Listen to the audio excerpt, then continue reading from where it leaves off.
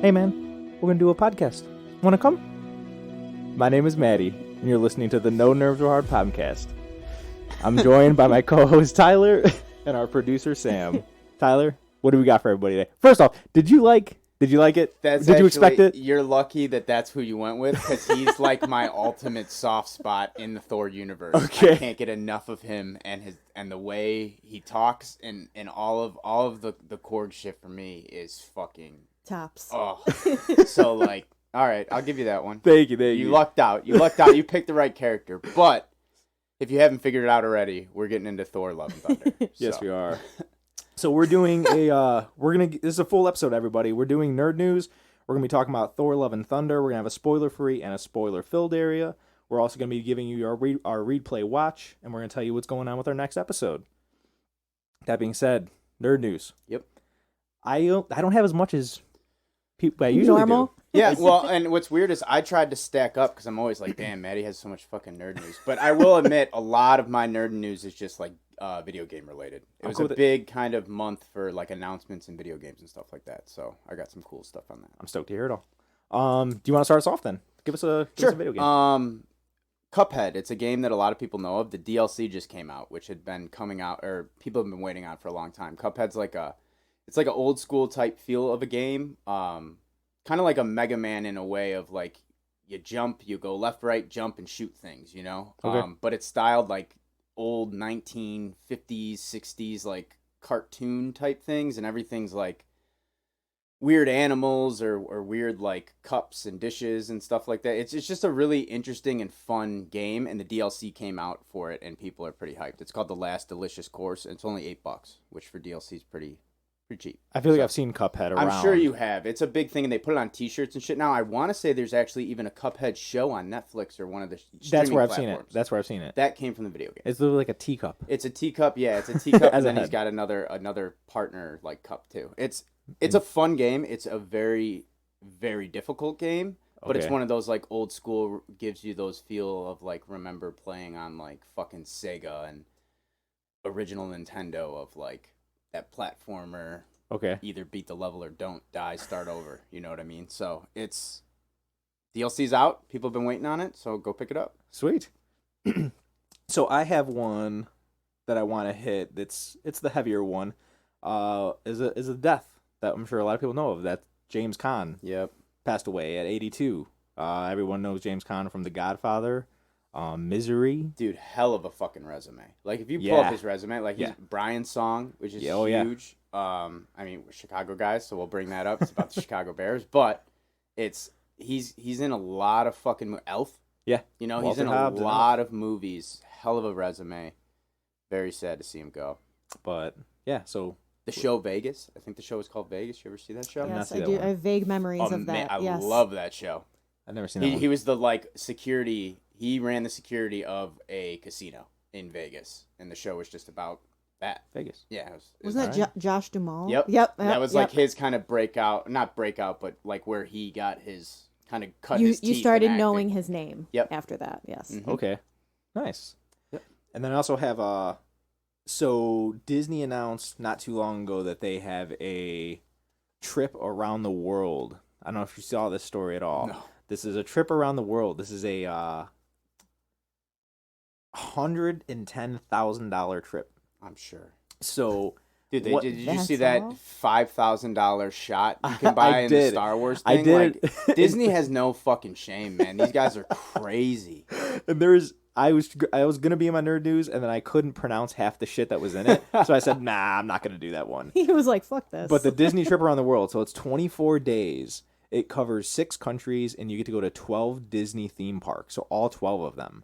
You get to go to 3 iconic landmarks. You get to go to the Taj Mahal, the Pyramid of Giza, and the Eiffel Tower. And then throughout the trip, you'll stay at world-class accommodations, including a rare opportunity to be a guest at the Summit Skywalker Ranch. So let me get this straight. You pay how much? $110,000. And you get the opportunity to maybe be the rare guest at the Skywalker Ranch. That's crazy. That's actually one of the... What, it's not a cruise? What is it? How do you travel? It's by plane. It's private plane. Just the Mickey Mouse jet flying you around, dude. Dude, I want it so bad. I would love to go all 12 Disney theme parks. Maybe when Sam and I are retired and don't have shit kids. money. It'd be great. Jesus Christ. 110,000. Just take out a mortgage on the house and just go It's at it. It's crazy because they'll probably sell out too. Oh, yeah. That's what's fucked up about that. It is. But I thought that was really interesting. And I hope some people, I would love to know somebody who could do that. Who right now. That'd be great. Yeah. I mean, I'm sure we'll see videos and YouTubes and all that shit of someone who's going to do it. I hope a vlogger gets to go so that I could watch their shit. 100% someone is going to. I imagine they would give it to at least a couple vloggers to get the word out there and hype it up, you know? I'm sure. I don't know if they need to hype it up. I mean, it's Disney giving you a not even 24-day they don't even trip. need to give it to them. Of like you look at like people like Mr. Beast and shit. Like kids understand that if they spend X amount of money and the views they can get from it and make off of it, like if you're the only guy that gets on that trip, everyone's gonna watch that video. Mm-hmm. So you're gonna make you know what I mean? It's just someone's gonna see it. We'll see it on YouTube. I'll see it on YouTube. Yeah. I have another death. Okay. Tony Sirico. Oh, I heard about Sopranos. Polly Walnuts. Yeah, he passed away. I didn't watch Sopranos, but I know it's a heavily loved show. And he's in a couple other things. He just is kind of like in other gangster movies and pops up. He's kind of that guy that he's got that look, right? Doesn't correct. he? Oh yeah, and he cut it or he played a long time on Sopranos. So like after Sopranos ended, he kind of was just popping up in different movies as that guy because of all the kind of gangster prestige he brings along with him. So it's another one, heavy hitter deaths, yeah. And ironically, another like gangster guy. You know, James Caan had a lot of gangster movies and shit like that. It's just like another gangster guy gone, another gangster actor.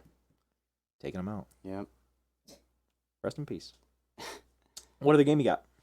To piggy off that, God of War Ragnarok was announced for November 9th. It's getting released. God of War, fantastic video game. How many games is that for them? Sam? 4 or 5. How many God of War games? 4 or 5. Look.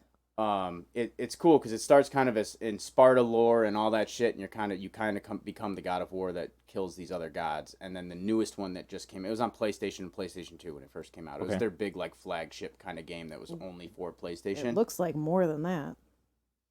You said God of War games, right? Yeah. 1, 2, 3, 4, 5, 6, 7, 8. Holy fuck. No. There's a God of War series. There's Ascension, Chains of Olympus, regular God of War, Ghost of Sparta, Betrayal, and then it says just 2 and 3. And some re-releases. I bet some of those might be like DLC or something. Okay. Oh, okay. Yeah, I don't know. I don't think there's so they 8 got a games, lot of shit. but they have a lot of games. But the newest one, They have a resume. yeah, they have a great resume. Like I said, this was PlayStation's like big thing. But God of War, the self-titled game, came out for PlayStation 4. When PlayStation 4 came out, they launched that, and basically they took Sparta, God of War, and they put him in Norse mythology. So instead of Greek mythology, he's in Norse mythology, and it's awesome. It's a great game. It's kind of like an RPG slasher type game, and won I think Game of the Year, and now the sequel's coming out, and everyone knew they were making a sequel, but they hadn't announced it, and then out of nowhere they dropped the trailer and said November 9th, here we go. Okay. So very excited. If you're a God of War fan or the hype's real. So good very for them. excited, especially since it's only a couple months away. Yeah, November you said, right? Yep, November 9th. Dope. This is something that would piggyback off of our show, is that some people might be happy to hear that they are making a live action Hercules. Yeah. You've heard this news, right? Yeah, the thing is every time I hear that they're doing this, it's always like I feel like they say this every like 2 months. So I never know if it's real. I never know if it's real. We're getting it. I mean, with having a director attached to it, so Guy Ritchie's attached to direct this, and Guy Ritchie, for some people don't know, he directed the Sherlock Holmes films, and he also directed the newest live-action Aladdin movie, which I loved. I'm cool with it. I'm very cool with it if they execute it and all that, but I feel like this has been on the docket for a while of, like, being cast, and then it was like, oh, it's just fan cast and all this shit. Believe me, there's no one more that has pushed for, like, that should be a live-action movie, so I'm all for it, and I hope they pay us for our picks. Yeah. If they use one of them, I'd be fucking... We're suing. Yeah, we're suing. They heard it here first for sure. Fuck you, Guy Ritchie. But or they can put me in the movie. There you go. Who would you want to be? Not even like a main character, probably. I just want to be in a fucking Hercules movie. I'd settle easy for this. Can you pull a Hermes off? Oh, sure. Sure. Why not? Go for Hermes. Yeah. I'd be sure. cool for that. Yeah, why not? We could do it. Or we could just go in there and we could be Pain and Panic. Pain and Panic. I think we could pull it off. That'd be funny. I like it. What else you got? Some gameplay was revealed for the Midnight Suns game, which is the Marvel game coming out, which is like a turn-based style combat game, which is really cool. You can you kind of build.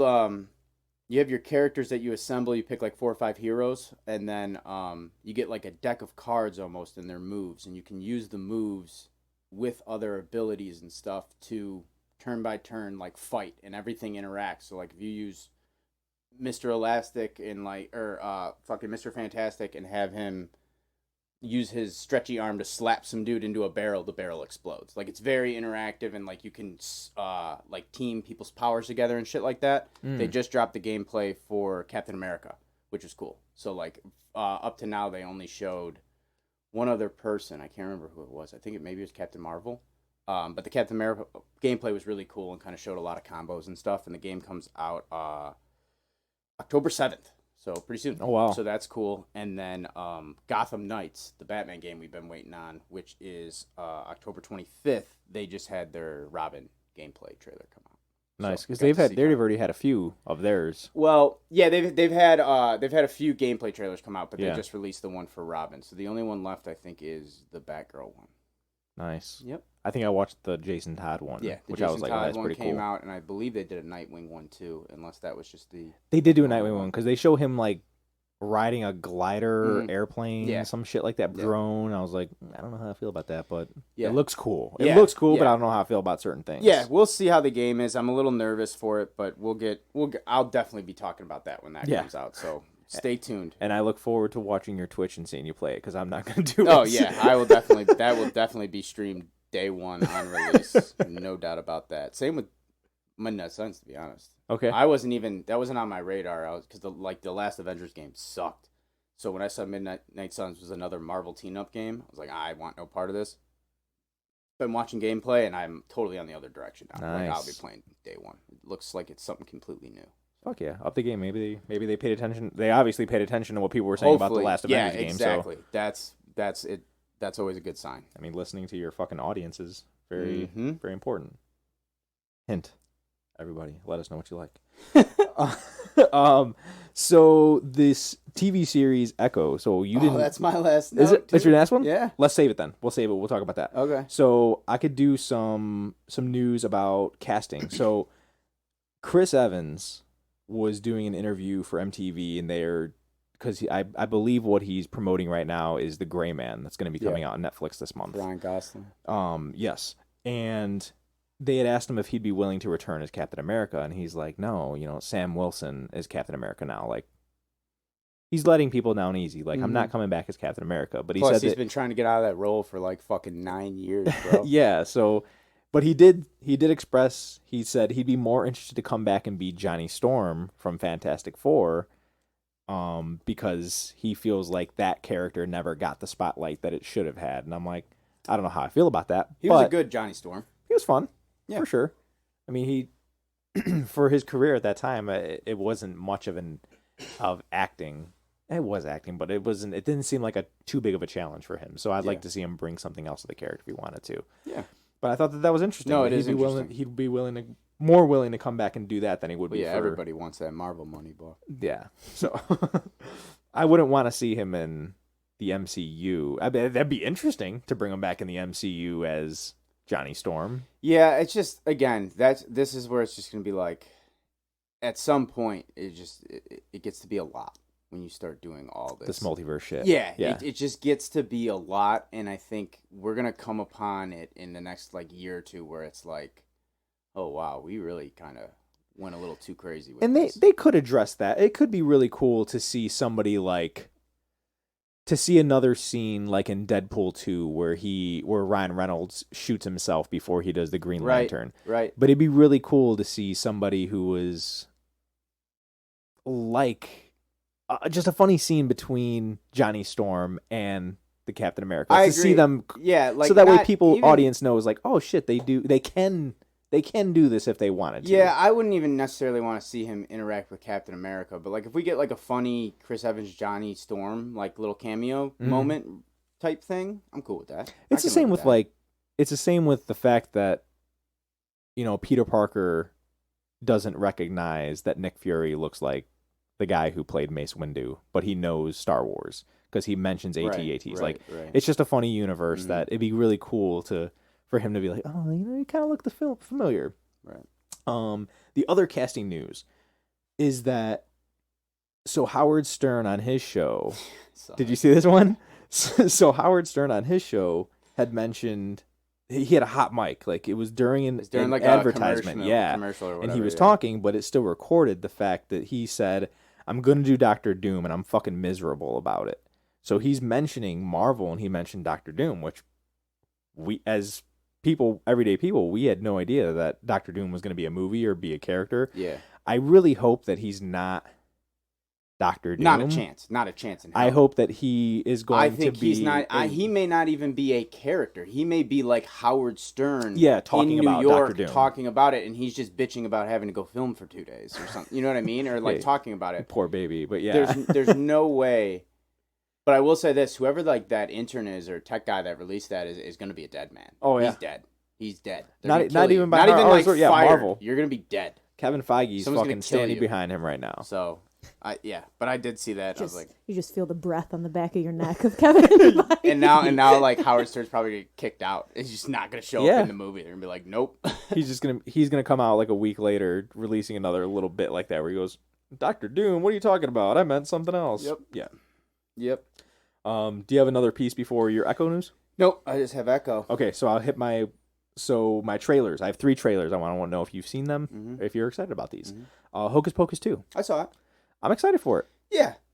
I loved the cut of this trailer, that the first or the 3/4 of it almost looked like its own scary movie type. Just the way that it looked and the feel and everything about it just seemed very spooky. Seemed like its own spooky horror film for kids.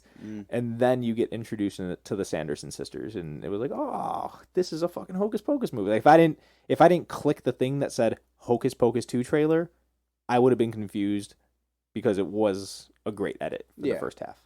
But I'm excited for it, and I think that we have to look at our schedule for October, but I think it might be something that we mention and drag up on. Yeah. And then I did text you this one, Amsterdam. That looks good. I'm stoked, man. That looks cool. That fucking cast looks amazing. It's Sam, can you look up the cast for Amsterdam? Yeah. I can't remember all of them. It's a stellar cast, and you can tell it just looks like it's got like good writing, in a sense of like, I don't know, the trailer was really well paced. Yeah. And just seems like they're not showing you like what the movie's like actually about. Like, you know what the movie's about, but you can tell like this is not what the movie's gonna be about. It's gonna be a lot more about the people, and like it's definitely exactly character driven story. So, it looks fucking cool. Yeah, and it's cool. It's cool to see like. Are you talking about the TV series? No, this is it's Amsterdam the movie. It comes out this year. The trailer just came out within the week. Is it New Amsterdam? No, it's just called Amsterdam. Christian Bale's in it. Christian Just Bale. go to Christian Bale's IMDb. Yeah. Or IMDb Amsterdam. It looks like it looks like it's a drama.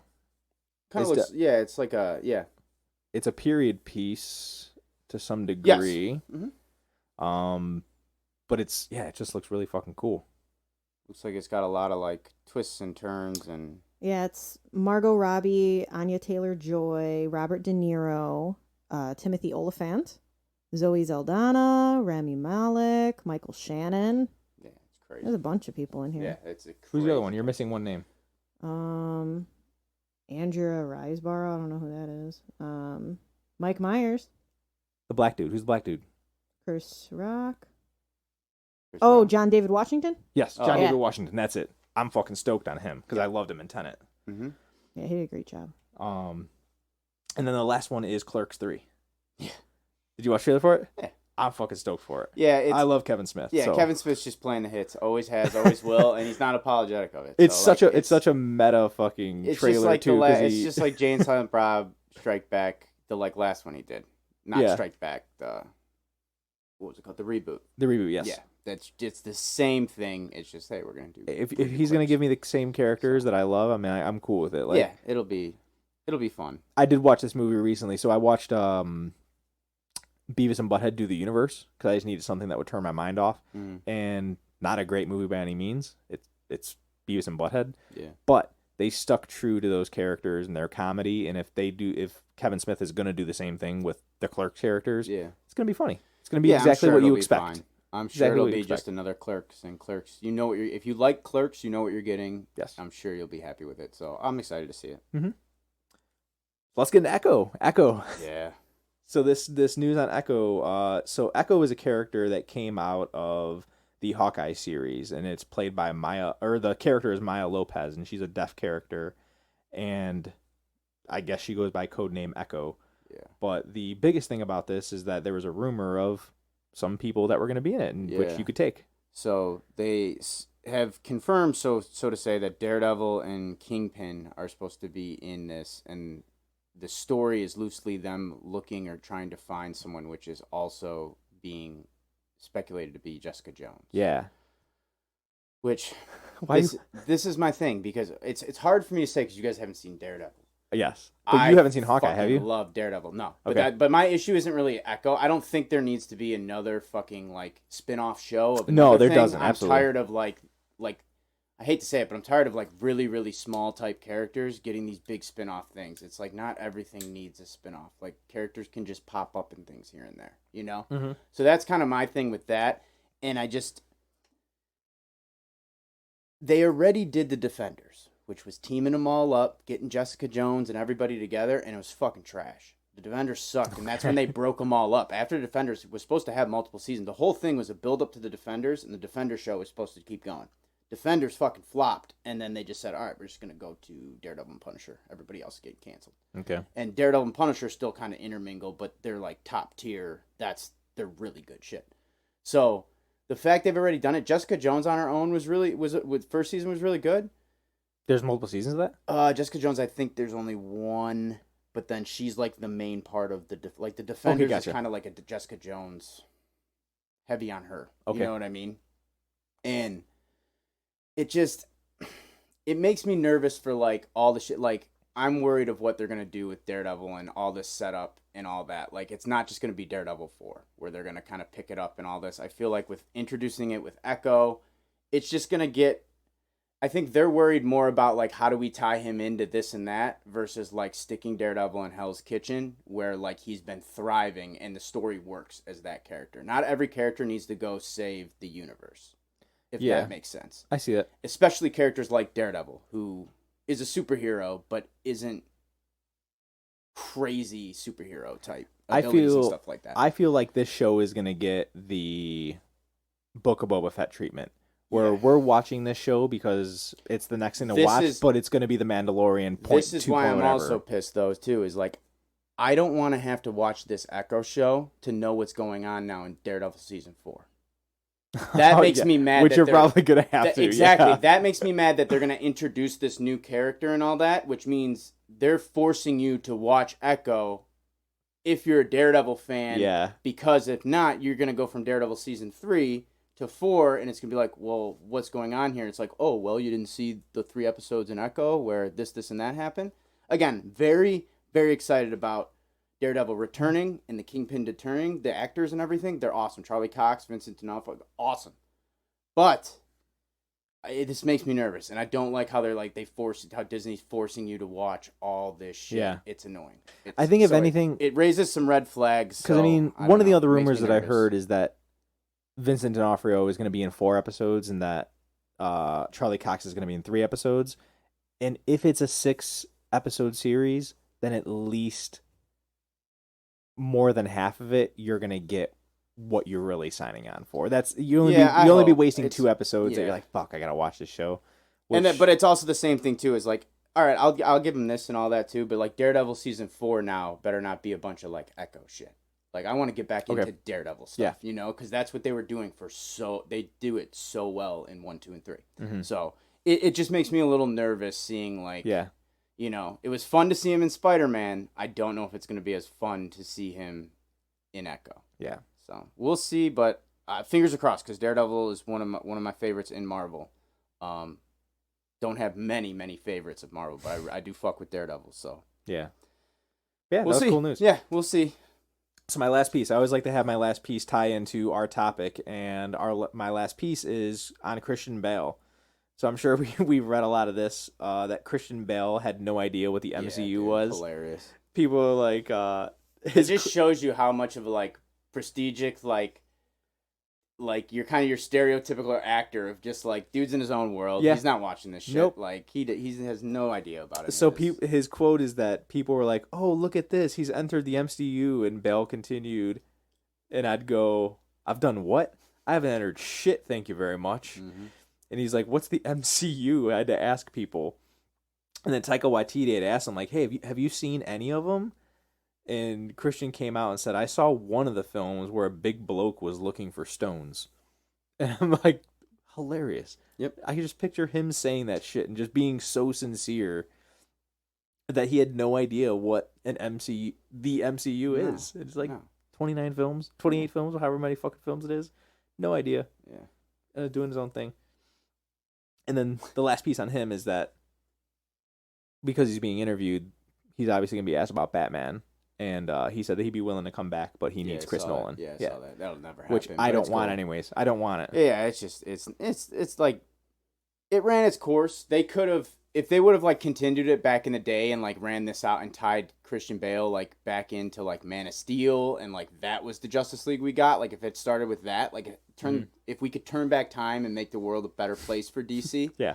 That would have been an awesome play. Like kind of let Nolan spearhead that fucker, like how he was kind of producing Justice League on the side. Mm-hmm.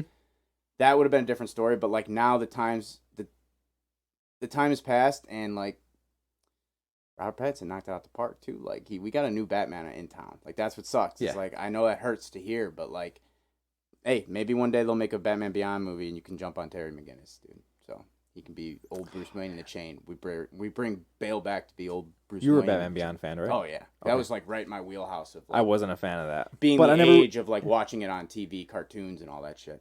In my defense, I never watched it, but so I can't really say that I'm not a fan of it. I was never exposed to it. Fucking Batman moments because Batman just has to fucking sit in a chair and eat his fucking pride, you know? Because he can't get out and do it anymore. So it's him having to learn how to coach better than just like showing how to do it, like he did with all the Robins before. He's got to be Oracle in a way. Mm-hmm. Oh cool. Yeah, for sure. Yeah, I do remember that. So it's really cool. It's a cool look at him. Yeah. So that's our nerd news, guys. Hope you enjoyed it. We're moving on. We're going to talk about Thor, not just Thor Love and Thunder. We're going to get into a brief conversation about the previous Thor films. Thor came out in 2011. Do you know who directed the first Thor? Kenneth Branagh, dude. I had no idea. Fucking Shakespeare himself, almost, dude. That's right. He's one of the most prestigious Shakespearean, like, actors, historian. Like, the dude is, like, Mr. Shakespeare of our era. It's crazy, which is why he was chosen to do Thor. Because when I looked at his IMDb and I saw, I like that fucking guy. I'm like, wait, he looks familiar. You've seen it. He's actually he's in a lot of stuff. He's an actor. So his big things is that I didn't know that he directed the Cinderella remake, which is is my all-time favorite Disney live action films. Is a Cinderella live action. Loved it. He's also in Death of the Nile. So in those movies, because he plays Hercule or some, it's a French thing. So, but he does a fantastic job. He plays Gilderoy Lockhart in the fucking Harry Potter films, and he's also in Chris Nolan's new movie Tenet. Yeah, and he's pretty much any live action Shakespeare movie you've seen, he's directed. Wow. And has probably acted in. He's got a couple where he's also acted and like he did Hamlet, where he was Hamlet and he directed it, which is like a famous mirror scene. He does the to be not to be speech through like a two-way mirror. And it was like, it's a really famous like cinema taking old classic Shakespeare and putting like a cinema spin on it, so it like hits harder. You know what I mean? Yeah. And yeah, that's him. He's and that's why they hired him for Thor, because they thought Thor was going to be like, they wanted it to be Shakespearean and Norse god. So that's why if you watch the first two, it has that feel, because that's what they were going for. It just, that's not like, obviously you can see Thor needed a little bit more because it just wasn't working how it was working. But yeah, that's why he picked the fantastic filmmaker, fantastic actor. Interesting. Awesome. We just rewatched the first Thor this week because we had brought the girls to see Love Yeah. and Thunder, so I was like, they need to be a little bit more educated on Mhm. Thor. So we watched Thor the first one, and they liked it. But I as through this watch, it's probably my 5th or 6th time watching it. I was like, oh man, there's a lot of skewed angles and shit in this movie. Yeah. I was wondering, who directed it, and I was like, oh my god, nice Yeah. fucking dude. Yep. But I did like it. Did you like the first Thor? I do. Okay. I do like the first one. Move on to Thor: The Dark World. This movie came out in 2013, directed by Alan Taylor, and he directed a few episodes of Sopranos. He directed a few episodes of Game of Thrones, and he also directed the shit film that came out, Terminator Genesis. Not sure if you've seen that one either, but No, yes, I don't think so. that's all right. Keep it that way. Like I said, I haven't seen Genesis. I was just thinking about it. Say Thor: The Dark World. Sam and I saw it in theaters. I think this was it our first date? No, that was Monsters University. No, that's right. Was this our first? Was this our first Marvel film? Let me look. It was either this one or it was Winter Soldier. It's a bad movie. No, we didn't see Winter Soldier in theaters, did we? 2013 was Thor: The Dark World. It's a bad movie. Yeah. So It's yes, a bad we did movie. see There's that. not many other ways around it either. It's a bad movie, man. And it's not. The best thing that came out of it was they dyed Chris This was before Hemsworth's Winter Soldier. eyebrows brown. They decided not to go with the blonde eyebrows from the first one, and it makes him just look better. That's the best thing that came out of Thor 2, bro. I'm thinking about I'm it now. sorry, Oh but my god, it's yeah, I true. did notice It that. is true. That's what changed. It's a confusing movie. The bad guy's not that. It's just No. it's a flat movie. I hate to say it. It's not many good parts. There's some Loki moments, but other than that, Yeah. it's a pretty terrible movie. It is. That it is. And then Sorry. and then Thor Ragnarok came out in 2017. This was The redemption movie. Yeah, I was a big fan. I don't think I saw this in theaters either. I Uh-huh. think because I was out on Thor, and like after the Dark yeah, World. like I was like, I'll catch that when it comes out. Make sure I just catch up in time for the next, Whatever Marvel movie's coming out, interaction. yeah. Correct. Uh, And I was like, oh, this is awesome. Like, Yeah. this is what Thor needed. the Like, fucking style. So Taika Waititi directed Yep. this one, and Taika Waititi did Flight of the Conchords, What We Do in the Shadows, which we love, and Jojo Rabbit. Jojo Rabbit's after, but at this point, I'm just telling you guys who Taika Waititi is, and fucking blew it out of the park, man. yeah, I really enjoy it. The comedy in this movie, The the villain, style, the the villain's villain's great. fucking awesome. Yeah, she's pretty cool. The fucking just the way it looks, it's just the style and tone of this whole film is just It's amazing. Cool. I really enjoy Yeah. Thor Ragnarok. And yeah, I enjoyed it as well. So this brings us into Thor: Love and Thunder. This movie came out this week. It is the tomato meter gives it a 68%, and then the audience score is 81%. Not sure how I feel about those. I think that there's the audience score being 81 is what's throwing me off. That's high. Yes. So I'm- did you like this movie? Yeah, I mean, I don't hate it by any. It was entertaining. Mhm. It was an entertaining movie, and I think Taka made the movie he wanted to make. Just much like Sam Raimi made the Multiverse of Vault, Madness. Yeah. Yeah. how he wanted to make it. I feel like that's exactly what Taka wanted to do, and for that I respect. I'll never take away from that. Was it exactly my cup of tea? No. Mhm. But I think it's a very entertaining movie, and it's definitely not like a bad movie, but it wasn't great, or Yeah, we saw this movie, and there was a few parts that I was like, oh man, why'd you do that? But I enjoyed the movie. I was entertained. It's a fun movie. Did the kids like it? The kids did. They like it better than even Ragnarok because Well- we went and saw Love and Thunder, and then the next night we showed them Ragnarok, and we're like, which one do you like better? They're like, oh, Love and Thunder. Well, that's one of those that I feel like, yeah, like having kids with you, maybe, like if I would have had like my little cousin with me and they were having a good time, I probably would have liked this movie a little bit more. Mm-hmm. But the fact I was just with another 30-year-old dude that has the same, harsh opinions about Okay. superheroes as me, you know what I mean? Yeah. It's a different experience, so to say. So I was wondering if the girls liked it, because then I They would did. see how it could. they want to see it again. Yeah, in and theaters. I could Yeah. see how kids like this movie too. I'm not taking that away too. Like it's definitely, I can see how if you're a kid and see this, it's like, oh, Yeah. But again, we're adults, so we can we can dissect it yeah, a we little can bit dissect more. it a little yeah. bit more and get into what we think. So I remember liking real bad movies when I was younger. Exactly, that's what I'm saying. You think all the little kid movies you liked, and like I was Power Rangers. You know, you go back and watch that today, and you're like, oh wow. Oh yeah, I'm like, this was my life. Yeah. You know what I mean. So again, I can't hate on that, but I was curious if they liked it. They did. Cool. So people should watch. What do people need to see before they watch this movie, in your opinion? Because I don't think they need to watch anything. Well, they do a lot of good recapping in this movie. They do a very good recap of this movie. I'd say if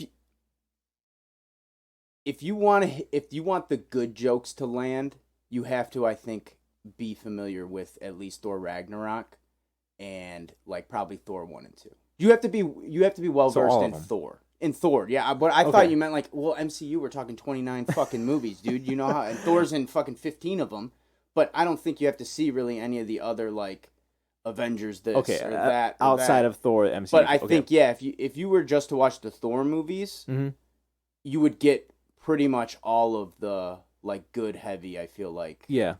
I feel like even if you just did 1 and 3, you'd be okay too. Yeah, you could skip 2. You'd be all right. Yeah, I agree. Ragnarok's probably the most important.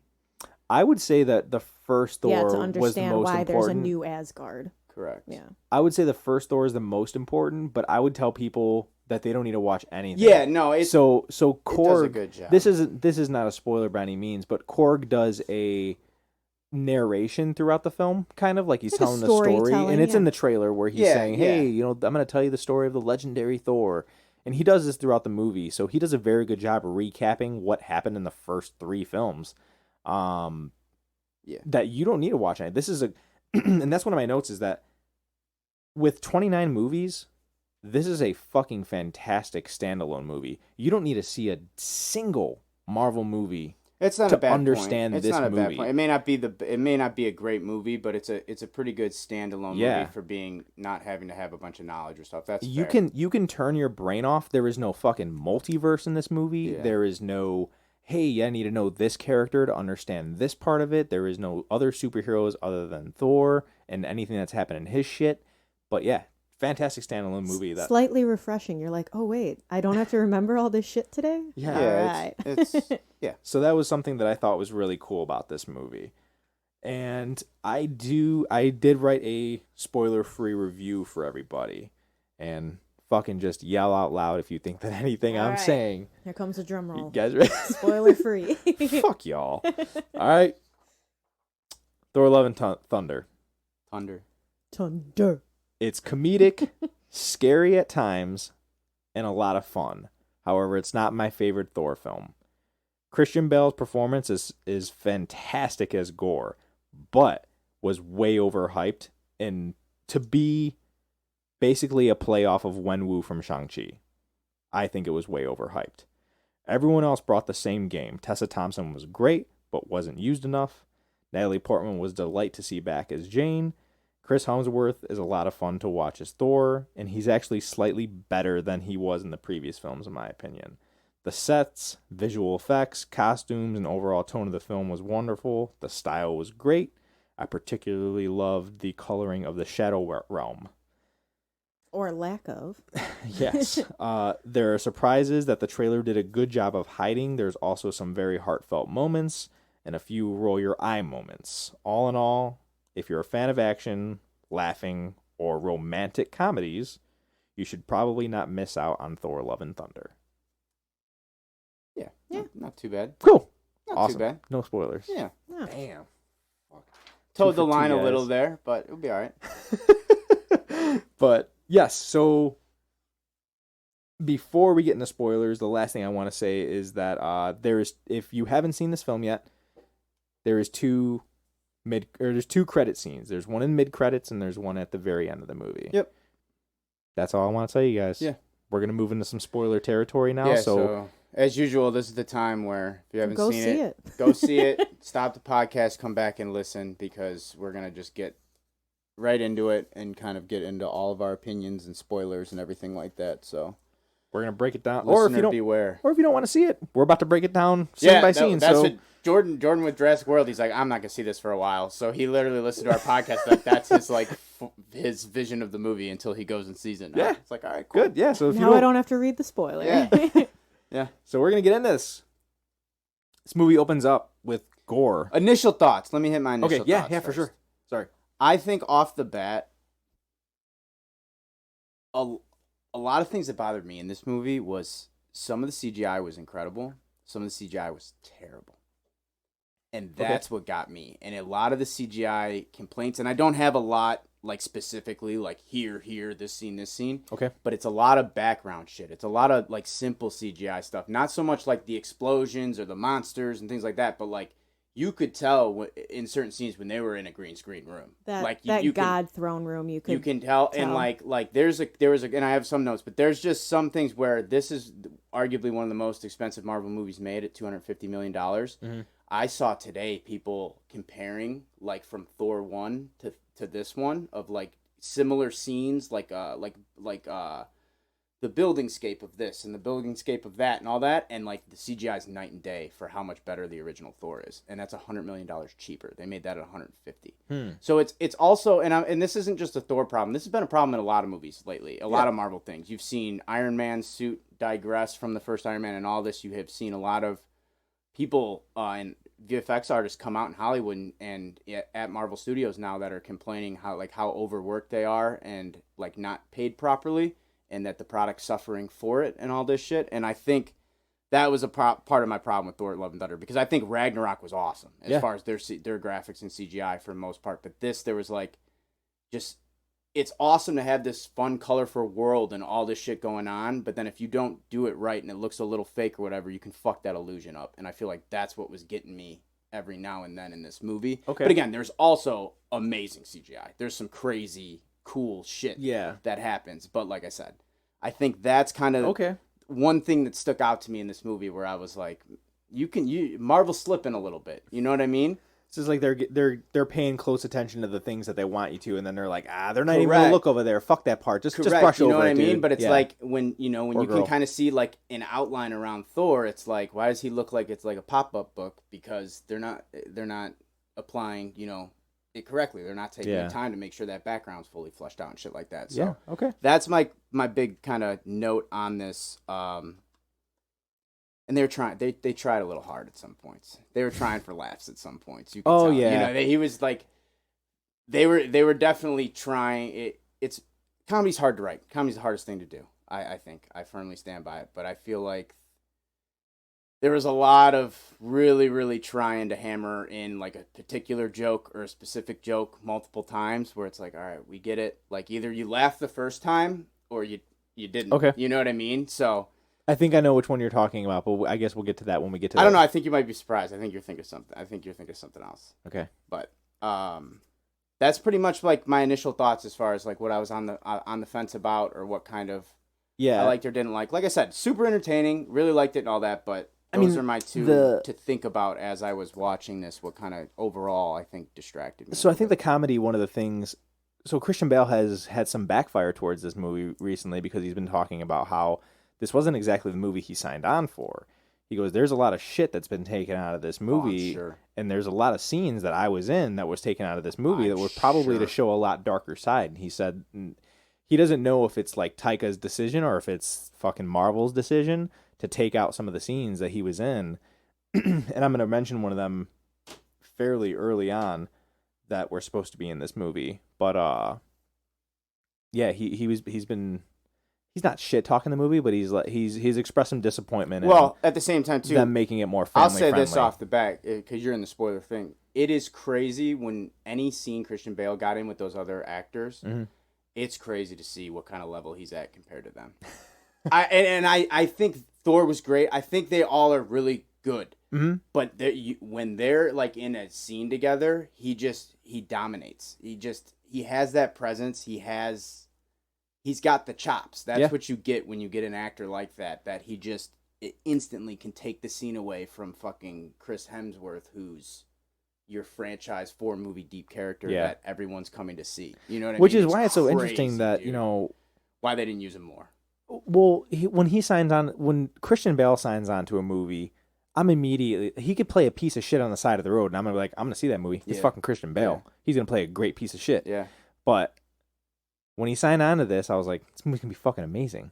I had no doubt in my mind, which I do like this movie, but it's not to the level of what I thought I was gonna like with this movie, It's which not is the fucking Prestige. which is my own fucking expectation. That's my fault for having that expectation. True. So yeah. fuck me but for at that. the same time, no. At the same time, like Taika knew exactly what he was doing when he came out and was like, "This is the best bad guy Marvel's ever seen." You know what I mean? That motherfucker, like, yeah. You know what I mean? Like, he knew he was getting more people. He's juicing the Yeah, fucking yeah. juicing the balls right there. He's dude. smart as fuck. Yeah. Exactly. But I'm saying like I love Christian Bale and I thought he was good in this, but like Underused. he didn't touch Thanos, bro, for me. No. Like you know what I mean? For And like Thanos, best yeah. MC villain of all time, that's mine personally. Mhm. Like, but everyone's got their own. I don't think about that. I don't know if anyone's coming out being like Gore's my favorite of all time. No. I just don't think he had the He didn't have the screen time. He didn't the- have the not even just screen time. What happened in his screen? He didn't have the scenes to kind of elevate him to that like depth. Yeah. super villain. Like this is the baddest motherfucker in the MCU. I do have which I get into a lot Yeah. of this too later. Let's get into this. Just get into the let's get movie. into this. So Yep. this movie opens in like a fucking desert wasteland, and Gore, played by Christian Bale, is walking, and he's walking with He's his a human. daughter. He's yes, completely. I don't know if he's human. He's I can't immortal. tell. I can't tell what he is. Yeah, I think he's He's somewhat immortal. mortal because he talks about like worshiping his gods. So he's not. We'll get to that yeah. though by the end of the movie, which is unfortunate because we're gonna get to the end of the movie. But so he's in a wasteland. He's walking with his daughter. He's carrying his daughter, and you could tell that they're just fucking. They're on the verge of death, and she dies.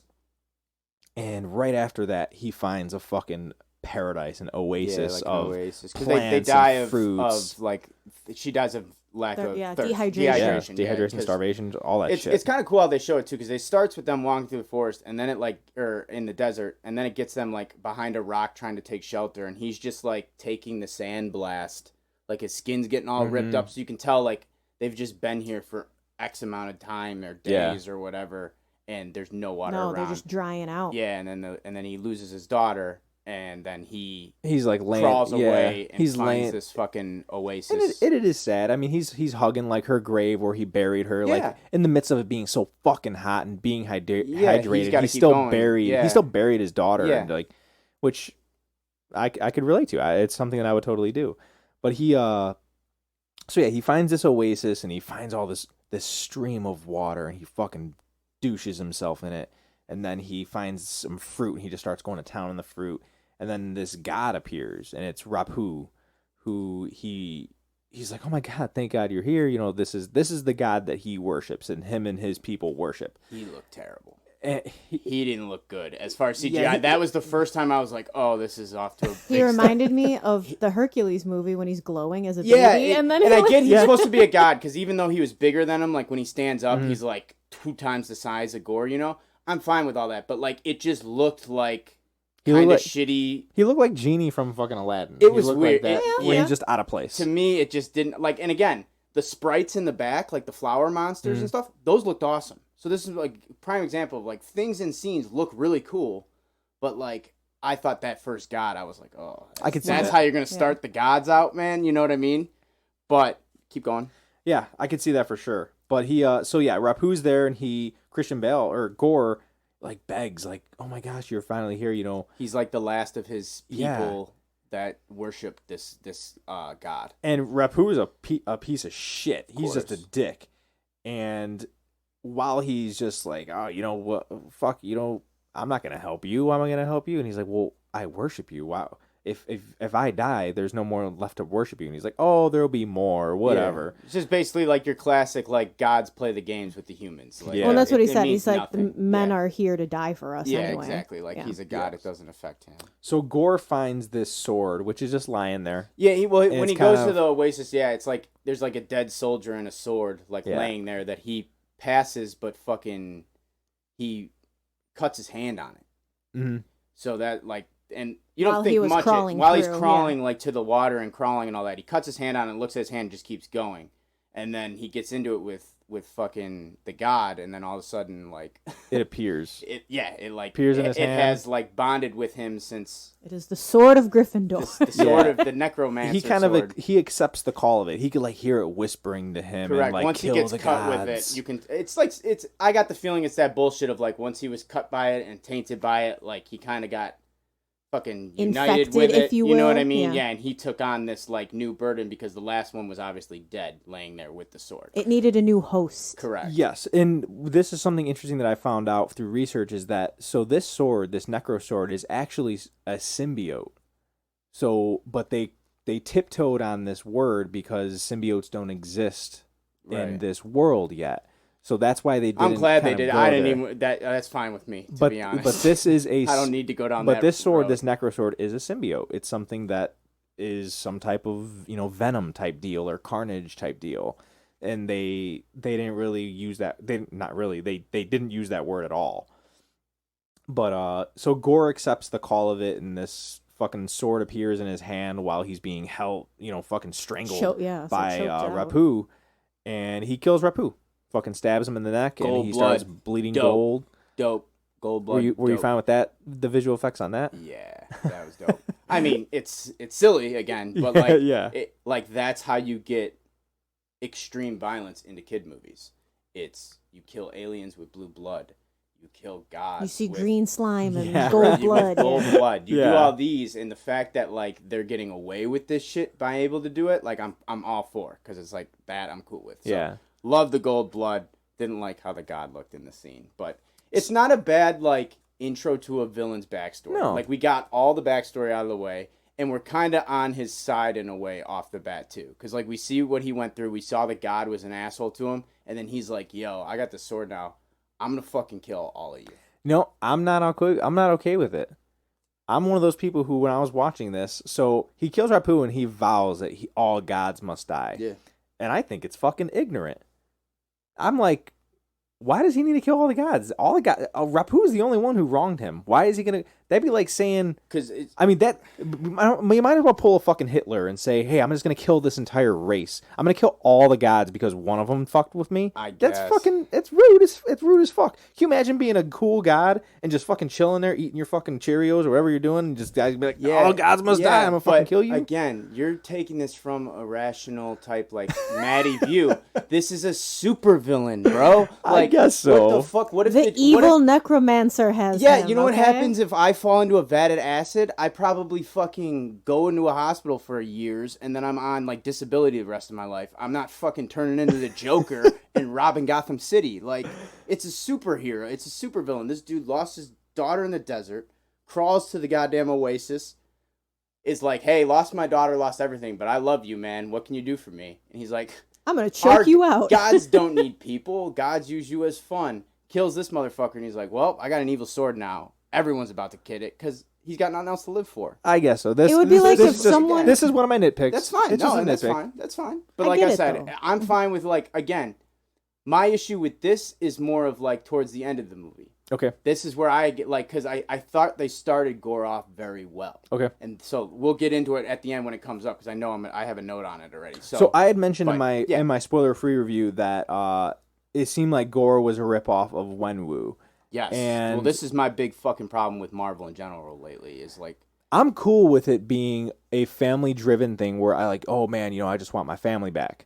But the reason why I love Wenwu from Shang-Chi is because he's doing these things. He's trying to get to his wife where he thinks that, this wall, if he breaks this wall, my wife is behind this wall. She is going to come back to me.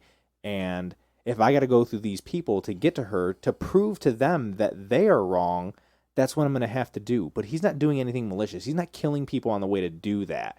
He stole his daughter. He stole his son. But he didn't kill anybody to fucking get them. But Gore is willing to fucking kill these That's gods why to get this his is why daughter, which was I mad- understand. This is well, and this is the thing too. Is he's trying to get to this place to either get his daughter back, like he does at the end, right? Mhm. Or the other narrative is he's trying to wipe all the gods out with one wish, right? Yes. My whole fucking issue with this whole thing, again, and I know you like redemption arcs and nice Yeah. things like that. But like, I'm tired of not having a goddamn real bad guy. I'm tired at the end, all these bad guys in the last moments are like now having these redemption things. Okay. Like Yeah. if you want Gore to play off as a bad motherfucker, as the God Killer, then Thor needs to fight Gore at that gate of eternity because Gore's about to try to finish the job. You know what I mean? Yeah. Thanos snapped his goddamn fingers. Now, a lot of people think, Thanos actually has a good argument in a way of like, people argue, is he really bad? Is he really good? That kind of shit. But like, Gore was like built to be like, I'm the God Slayer, or the God Butcher, I'm this fucking supervillain. And then at the end, he just like burned his supervillain card to like get his daughter back. You know, and I get it. It's nice, and I don't know enough about Gore or Thor to speak on what's comics and all that shit. But it's like, dude, can we just get a real fucking bad guy that like Thor's gonna have to take out because he's not just at his own will gonna do this or that. Yeah, it's getting annoying. And Shang-Chi, I actually like the Shang-Chi one, but like that's a big one where it's like, okay, he's a good guy, but he's a bad guy, but good guy. Yes. And the more and more you're just seeing this shit where like it's just like Norman Osborn, Green Goblin, good guy, bad guy. Which again, that's already kind of a thing, but still, like it's turning into this thing where it's like I'm tired of all these villains getting all these like redeeming moments. I can see that. What's wrong That's with the fucking?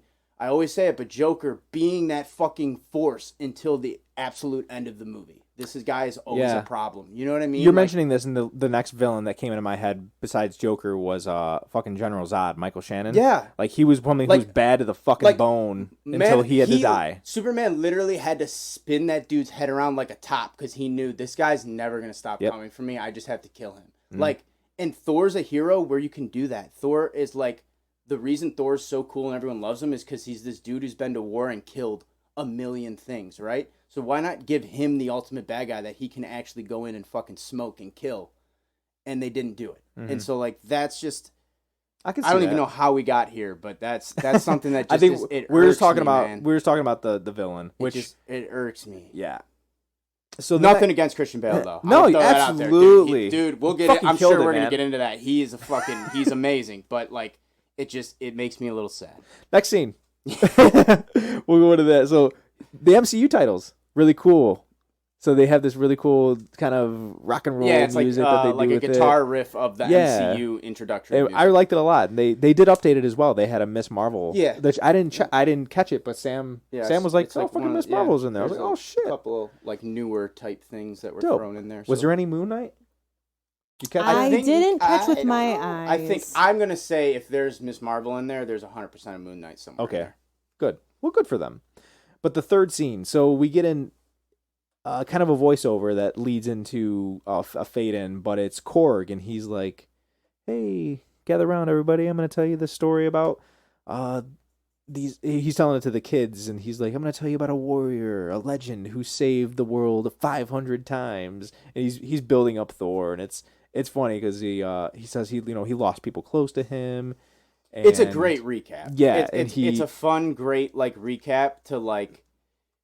It's like everything that really happened, but like the flashbacks that they're showing isn't just like scenes from like the movie necessarily. Like it's from him growing up. Yeah, it's like it's not necessarily just like, oh, this is from Avengers 1. We're gonna show this clip of his mom dying from Thor 2 or whatever the fuck, whenever she dies. All that shit. So like it was a good recap, and it was fun to kind of set the pace of like this is the movie we're getting into. Mm-hmm. You knew this is the tone. Yeah. It's right away. It's very silly with like even catching things up to speed and stuff. Like you can tell they're playing on the jokes and showing him fat and not fat and how he's working out and things like that. Like, they started right away building this all with Korg.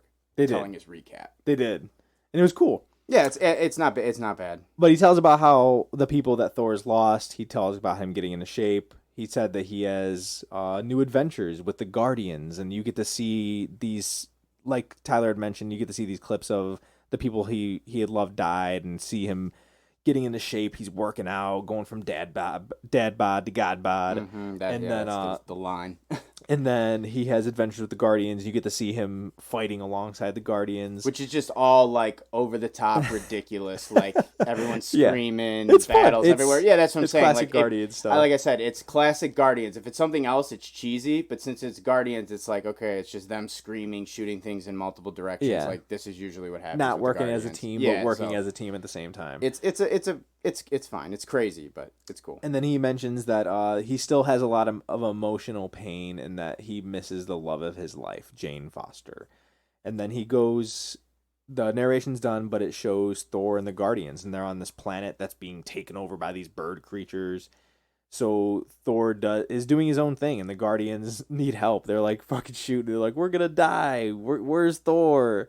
And so Thor comes off, and it's a funny scene. It's a cool scene because they start playing Welcome to the Jungle, Yeah. and Well, yeah, he does the like he's in like a drug rug almost, like Yeah. what he's It's wearing. like meditation. Yeah, it's like robe. a poncho Yeah. robe, like Jedi robe, drug rug thing, and he's chilling there. His hair's all tied up, and he's like trying to meditate, and like, yeah. So they're begging him, like, "Yo, you need to step in here." And then you can tell he's just like back to kind of being Thor, being full like ego of like, yeah, I can take on anyone. Just call me when you need me, because until then, I'm not doing anything. Like that kind of guy. He's not thirsting for battle anymore. Yes. He wants to be called upon to come save the day, kind of thing. it's great. And it's kind of funny, yeah. And then when he shows up, like he does a quick like, ditches his robe. And He ditches grabs his robe. He does a Stormbreaker, heroic fucking speech and to he's everybody. he's in like a fucking flannel and like a t-shirt, like kind of thing. It's like a different type outfit. It's He's not wearing a his- vest though. He's wearing the yeah, it's the, like yeah. it's like the vest thing, but it's not.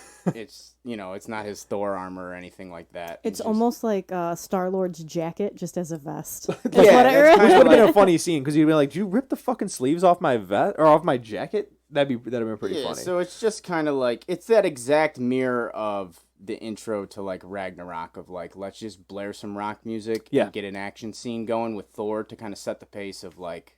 Taika's like, "If it ain't broke, man, I'm gonna do the same thing." And that's Fucking exactly people what loved he it. did. And he Yep. just did crazy Stormbreaker moves and just fucking decimates all these people creatures, yeah. with zero effort at all. And he smokes their fucking glass citadel tower that they were like trying to protect. Yeah. Thor just completely crushes it. What I did find funny was the people they were like defending. Mhm. I thought they were pretty funny. They reminded me. You ever see the movie of Galaxy Quest? Yes. They reminded long me of time, like but the yeah. aliens that like Okay. that like they didn't That really look species, like yeah. them, but the way they were acting and everything reminded me exactly of like how the Galaxy Quest aliens that like bring everyone to come help them. Uh-huh. They're like, "You are our last hope." Those guys. I do remember them. Hilarious. Yeah. That's exactly who they reminded I me could see of. that for sure. So he saves this entire species and gets rid of the bird creatures, and then they thank him by giving him giving screaming them goats. the screaming goats, which are fucking hilarious. They I are. mean, I will say this. It's one of those things that they're highly annoying, but this is one thing in comedy. Like I said multiple times that there's jokes that they kept repeating that didn't hit and got annoying. This was one that was annoying, but paid off every time was funny. Yeah. Like it's since they just committed to it off the bat and were like, you're gonna have to deal with these goats for the entire movie whenever they show up. It was funny. It worked. So I give them props to it. It's the funniest thing with the goats was them on the fucking when they brought them on the goddamn like guardian ship. And Yeah. there's just like them and the goats and Drax just Kicking wrestling shit. one. It was like funny. that was hilarious. Those are my best part. And then he's like, we're gonna kill him or whatever, and they just shut the fuck up. Didn't say a word. That was really good. funny. the next scene they jump to Jane. We get to see Yes. Jane for the first time, and she is in a hospital. The doctor is telling her that she has stage 4 cancer. And that's the thing is the cancer dialogue scene was fucking weird with her and Darcy. Like Okay. they were talking about like not so much talking about like, hey, you gotta be, do your own thing and get back to work, take care of yourself. Not all that, but like the way they had so many hints of saying like Jane has cancer without just like saying it off the bat that by the time like Darcy finally was like, hey Jane, you have cancer, it was just like this is a really weird conversation. It's just a dialogue that I just felt was really weird. Well, I knew right away just because like once you see them hooked up Well, like that in a exactly, room, that's what but I'm saying. I work in a hospital, No, so but I not see- even that. It's like right off the bat, like okay, she has cancer, she's sick Yeah. or whatever, and they just like drew this out with all these like ways of going about not saying it, and then finally she said it, and it just, I don't know, like I said, it's just a really weird dialogue written scene. But the scene itself's okay. It's Maybe just it was Darcy, a weird way to show her own denial, like she doesn't even want to say it out loud. I don't know. I don't know. It's weird because Darcy's the one that says it. Yeah. Yeah, So- Darcy's the one that says it, so- and it's Jane is very distant about this, and I think it's what Sam said, where she, she's just, it's hard for her to accept it. But we do get to see Darcy. Darcy's talking to her. She comes back as Kat Dennings, which is funny because she fucking denied that she was in the movie. But it's Marvel, so whatever. Jane's distant, but Jane has hope, and we do get to see Dr. Eric Selvig again. He's on a video call. Yeah, he's on like a Zoom meeting, message. we'd say, and he's like, "There's nothing we could do about it. I'm sorry, just move on." And then she gets this idea in her head. We don't know exactly what it is at first, but she pulls out a book which is like talking about Asgardian magic, and she flips to a page and sees Thor, and she knows how strong Thor is because of Mjolnir.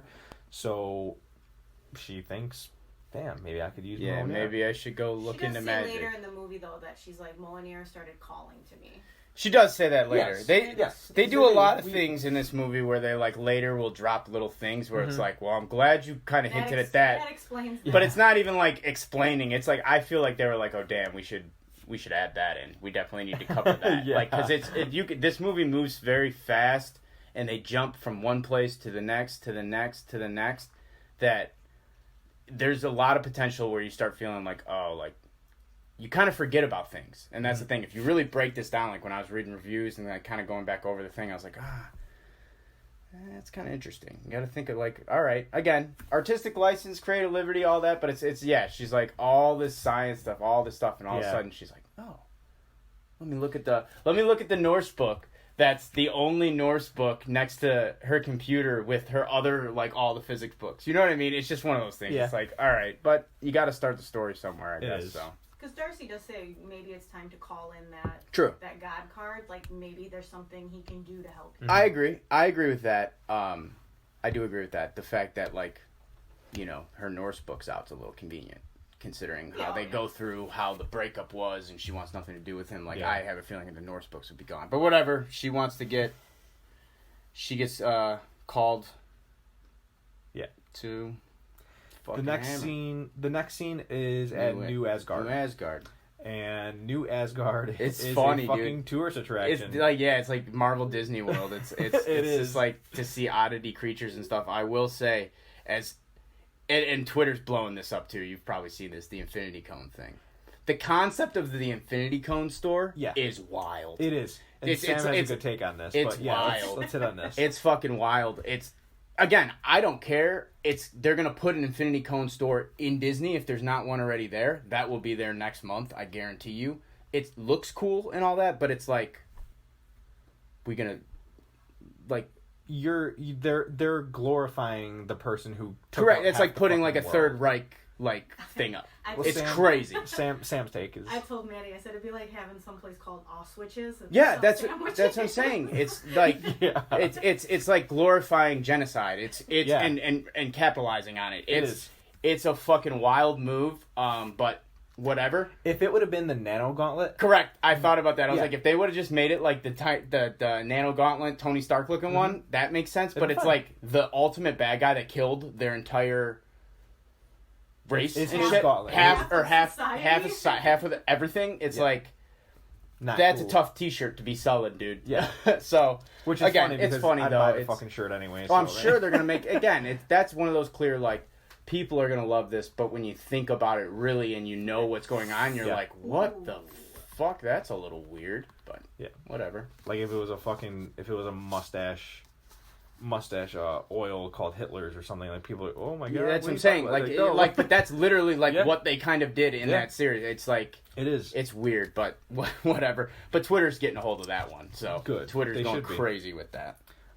So New Asgard is a tourist attraction. It's There's fun infinity though. It's cones, cool. There's rides. There's fucking cruise ships. And there's live motherfucking theater. There's live theater. My and favorite boys are back, bro. I swear to God, the best part of the entire Thor franchise is Matt Damon, bro. It is. It's his cameos. Every scene is so fucking funny. He gets more than just a fucking. That's to act in this and one. that was one of my favorite moments of the entire movie is when he was like arguing to get a play done over the tragedy they just experienced, because art is essential to healing and tragedy and trauma and all that shit. Hilarious. But we get some extra players in the plays this time. Yes. So they do just like the Ragnarok, where they just repeat what happened in the last movie, but now we're going to repeat what happened in Ragnarok. Yeah. Hela's Miss Melissa McCarthy, which was funny, because she just comes out like screaming and being obnoxious. Do you know who Odin was? Odin was Sam Neill. Yeah. He was in Ragnarok as well. Oh, yeah, you're right. You're He was, right. Yeah, you're right. So he was the new hitter, and then Ben Falcone, so Melissa McCarthy's husband, was the stage director. He was on the side. Okay, yeah. Which I thought was an interesting take. And I just mentioned this to Sam earlier, is that I think this was made during during pandemic or whatever times, or at the end, or at the ass end of it. So I think that it was the studio's way of saying, you know what, we don't want to pay many actors to, quarantine and shit like that, because this is jumping the gun a little bit, but no, it's not. So Christian Bale's daughter in the beginning, Gore's daughter in the beginning of the movie, is Ivy Rose Helmsworth. Mm-hmm. She's Chris Hemsworth's daughter. Yeah. All of Chris Hemsworth's kids are in this movie. Yes, they're young Thor. He's growing up. His wife, Elsa Pataki, is the one that he kisses on the wolf when he's explaining that the wolf woman. So he gets to kiss her. So his whole family's in this fucking movie. Mm-hmm. And then they also have Melissa McCarthy and Ben Falcone, who are, married together. So I'm like, I feel like it was the studio's way of saying, hey, you know what? Let's not pay, we don't want to pay other people to quarantine. These people are already quarantined together. So fuck it. Let's have these people come in. Or it could be, they shot the whole fucking thing in like Australia too, I'm pretty sure. So like it could be just who's out there filming. Like, that's how Tom Hardy got Bane. He was filming in Pittsburgh when they were filming The Dark Knight Rises, and that's how. So I think it was something, but I thought it was interesting. No, it's a very good point. But yeah, like everybody's family got in on it. If you wanted to be part of the movie, you got in on this. Yeah, everybody's kids and shit are in it. So, so yeah, the stage acting is really funny. It's a really cool scene where they're acting out fucking Ragnarok, or a scene in Ragnarok, and we do get to see that Mjolnir is being held there as well. It's like in a glass display case, and it's all shattered. Just like with a plaque that's like, this was the Thor hammer. Here lies Mjolnir. Correct. Yeah, it's like this is the famous hammer in pieces, kind of bullshit. And something else is really cool is that we get to see Valkyrie. Valkyrie's in this scene. She's just like mayor in a suit and shit. She's the king. She's the king, and she's doing a fucking Old Spice commercial, and it's hilarious. I can't remember exactly what she says, but I love that there's somebody standing behind her doing the fucking pan flute, like do do do do do do do. Yeah, it's like super corny. It was super funny. You can see the eye roll on her. Yeah, she knows what she's doing, but she's like, oh, I'm trying to get people to come to New Asgard. But back to Mjolnir real fast is when you get to see that there's like a tour group there looking at the hammer, the broken apart hammer, and you get to see that the pieces kind of start moving because Jane is there. Jane's like standing there in a hood, like undercover Bruce Wayne, kind of like, and all of a sudden the pieces start lighting up and kind of like vibrating, and then it cuts the scene. That's when they jump to the Milano, the Guardian ship. So they're on the Milano, and this is where we get to see that funny scene that that was one of my Tyler favorite mentioned. goat interactions. Is they're just stuck on the fucking ship with the two screaming giant goats, and they're screaming. Drax is fighting one of them. I think Groot's arm's getting bit or something by one of them. And Nebula's like, I'm gonna shoot him, and just grabs a big gun. He's like, no, don't shoot them. They'll be fine. But we get to see that there's a distress call going out, and we recognize one of those characters because it's Lady Sif. And this was actually a great way to get them to like split up too. It was. With a central villain of like, yo, there's a lot of crazy shit going on. People are dropping like flies, gods are dropping like flies, planets are in havoc kind of because of it. Like, we need to fucking figure out how to get a bigger grasp on this. Because again, the Guardians are the Guardians, they are like Captain Marvel in the sense of like, they're not just worried about Earth. Yes. Like most characters are. So it was a good kind of way to also naturally have something to break them all up without them being like, randomly gone or just called away. Like, I felt this was a natural call away. Yeah, absolutely. And this is where they do the like Tyler had mentioned, that we get to break them off from each other. And I love that the Guardians were not in a lot of this movie. Yeah, they would have stole agree the show. I was like, too. oh, way to go! They were in a scene. I agree. They had some funny moments. I but wanted them out. yeah. I didn't want them to just stick around the whole time. Like I let the Guardians be their own entity. Man. Yes. Like that's when the Guardians are the best. Like pretty much let them be under James Gunn control. Yes. Don't fuck that up. So I agree. I was happy with the Guardian stuff. The like Thor breakup scene, I call it kind of. He like We're they saying like goodbye. break Yeah. up. Kind of, yeah, he just says goodbye. But You could- Thor. It's like he's breaking up with I'll them. give you my ship. You could have my ship. Yeah, And it was yeah. it was real good. Him and Quill's fucking interactions are hilarious because Quill just cannot absolutely stand this guy still. Yeah, it's But very. he still gives him like the whole shitty talk was funny. Like, hey man, better to feel shitty than like to never have loved at all. Mm-hmm. Like to feel nothing. And then, like Thor not understanding at all what the fuck that actually like The meant metaphor that of he it was all, trying yeah. to say to him. All that's really funny. But yeah, it's This is the goodbye that was in the trailer, and it was a Right. funny goodbye, like where he's giving him the handshake and the Asgardian High One that he does. For yeah, him, he and does like, all the crazy. and he's yeah. like, oh, if you ever feel out of place, just look to the people you love for Look at- guidance or whatever. Look into the eyes of the people you love. Yeah, Mhm. it was real cool. One of my favorite parts of the conversation is where he goes, for a dude who's been alive for thousands of years, you really have don't no idea who you are. Yeah, and I was like, oh, what a good line. I loved Yeah. that. So this is where they say the goodbye. Korg stays with Thor, and so do the goats. So do the goats. And this is where Thor and Korg, they use Stormbreaker as a Bifrost to get. And Thor like suits up. Yes, he does. He puts on loved the this. fucking fur shoulders on his Dude, suit. and the brown, like it was like almost like a leather type. It was It was dope as fuck, man. It was real cool. loved It was a that cool suit. Thor outfit, dude. I thought that was so cool, especially compared to the other one. Well, compared to the one from the third movie, like I do love love hated the one Ragnarok, in but I was this like- one. The like blue one. Oh, yeah. It just looks bad. It just looks It like does. cosplay. It doesn't look. it's too shiny. That's what I'm saying. It doesn't look real. It looks either like bad CGI or bad cosplay. Mhm. That's what. But like I said, the fur leather one when they go to the ice world look fucking dope. It does dude. look really cool.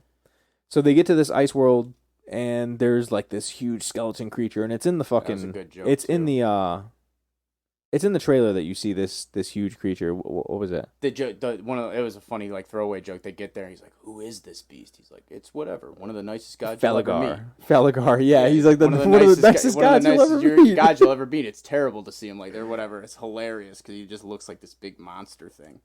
And so they find this big monster, and it's dead. Mhm. You're assuming that Gore did it, and Correct. you can be assuming correctly because they find Lady Sif, and Yep. Lady Sif is missing an arm, and she's like, "Oh, it was God the Gore Butcher," and she uses the term. This is the first time we get to hear the term God Butcher. Yeah.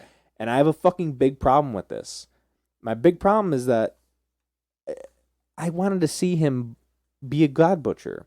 I wanted to see more scenes of this. Yeah. You I agree. and this is something that I found out is that this wasn't just rumors. I guess down the line there were 2 scenes that were filmed. Jeff Goldblum filmed a scene for this movie, which means he was. I didn't know that if the Grandmaster was a god or not, but assumingly or rumored that Gore kills the Grandmaster.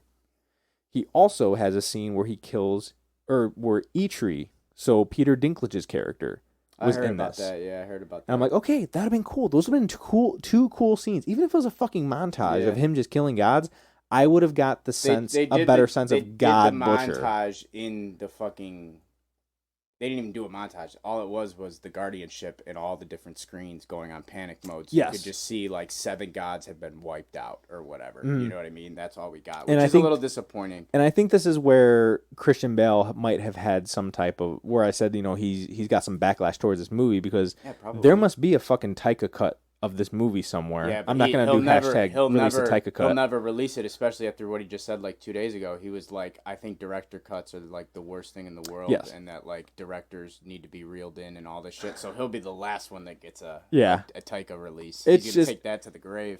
I hope this gets some type of deleted scene or something where we get We'll to see definitely some get of deleted these. scenes. That's It would give the weight of Gore's character, or give Gore's character a lot more weight to it. I agree. In that title of God Butcher, because I would love to see more God butchering. more gore in this movie makes this movie better. Yeah. Not a doubt in my mind. And it's not just because I want to see Christian Bale. I agree. But in reality, if it was anyone besides Christian Bale, I probably wouldn't care as much. That's why that dude's here. Yeah.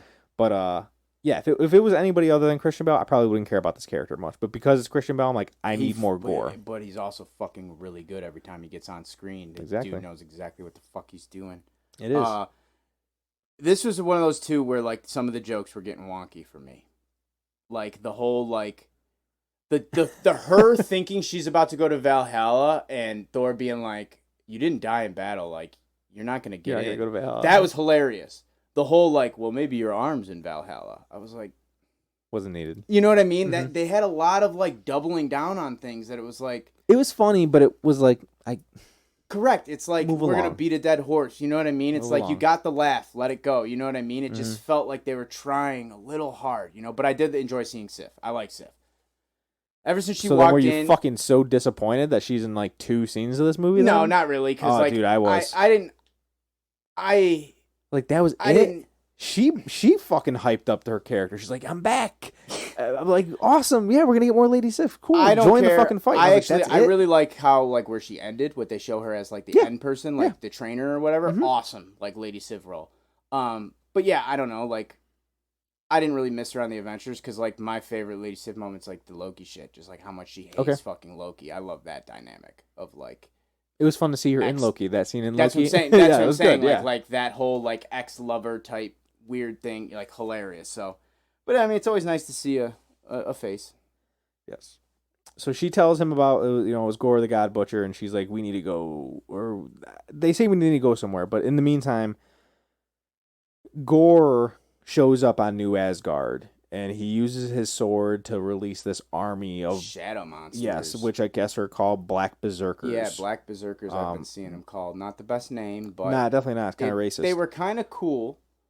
They were kind of cool monsters. I didn't mind like shadow monsters and all that. I thought it was cool. I liked the shadows like creeping into the children's rooms and shit kind of like the that. movie Ghost in a way, where they're just It's like cool. these creatures that It's come cool. out of the shadows. Yeah. Or Darkness Falls, if you've ever seen Darkness Falls. The It made fucking me, Tooth Fairy. The yeah, Tooth Fairy. yeah. Oh, But fucking like it's one of those it's a lot guilty of pleasures. shadow Yeah. play. You know what I Yeah. mean? It's like Rise of the Guardians.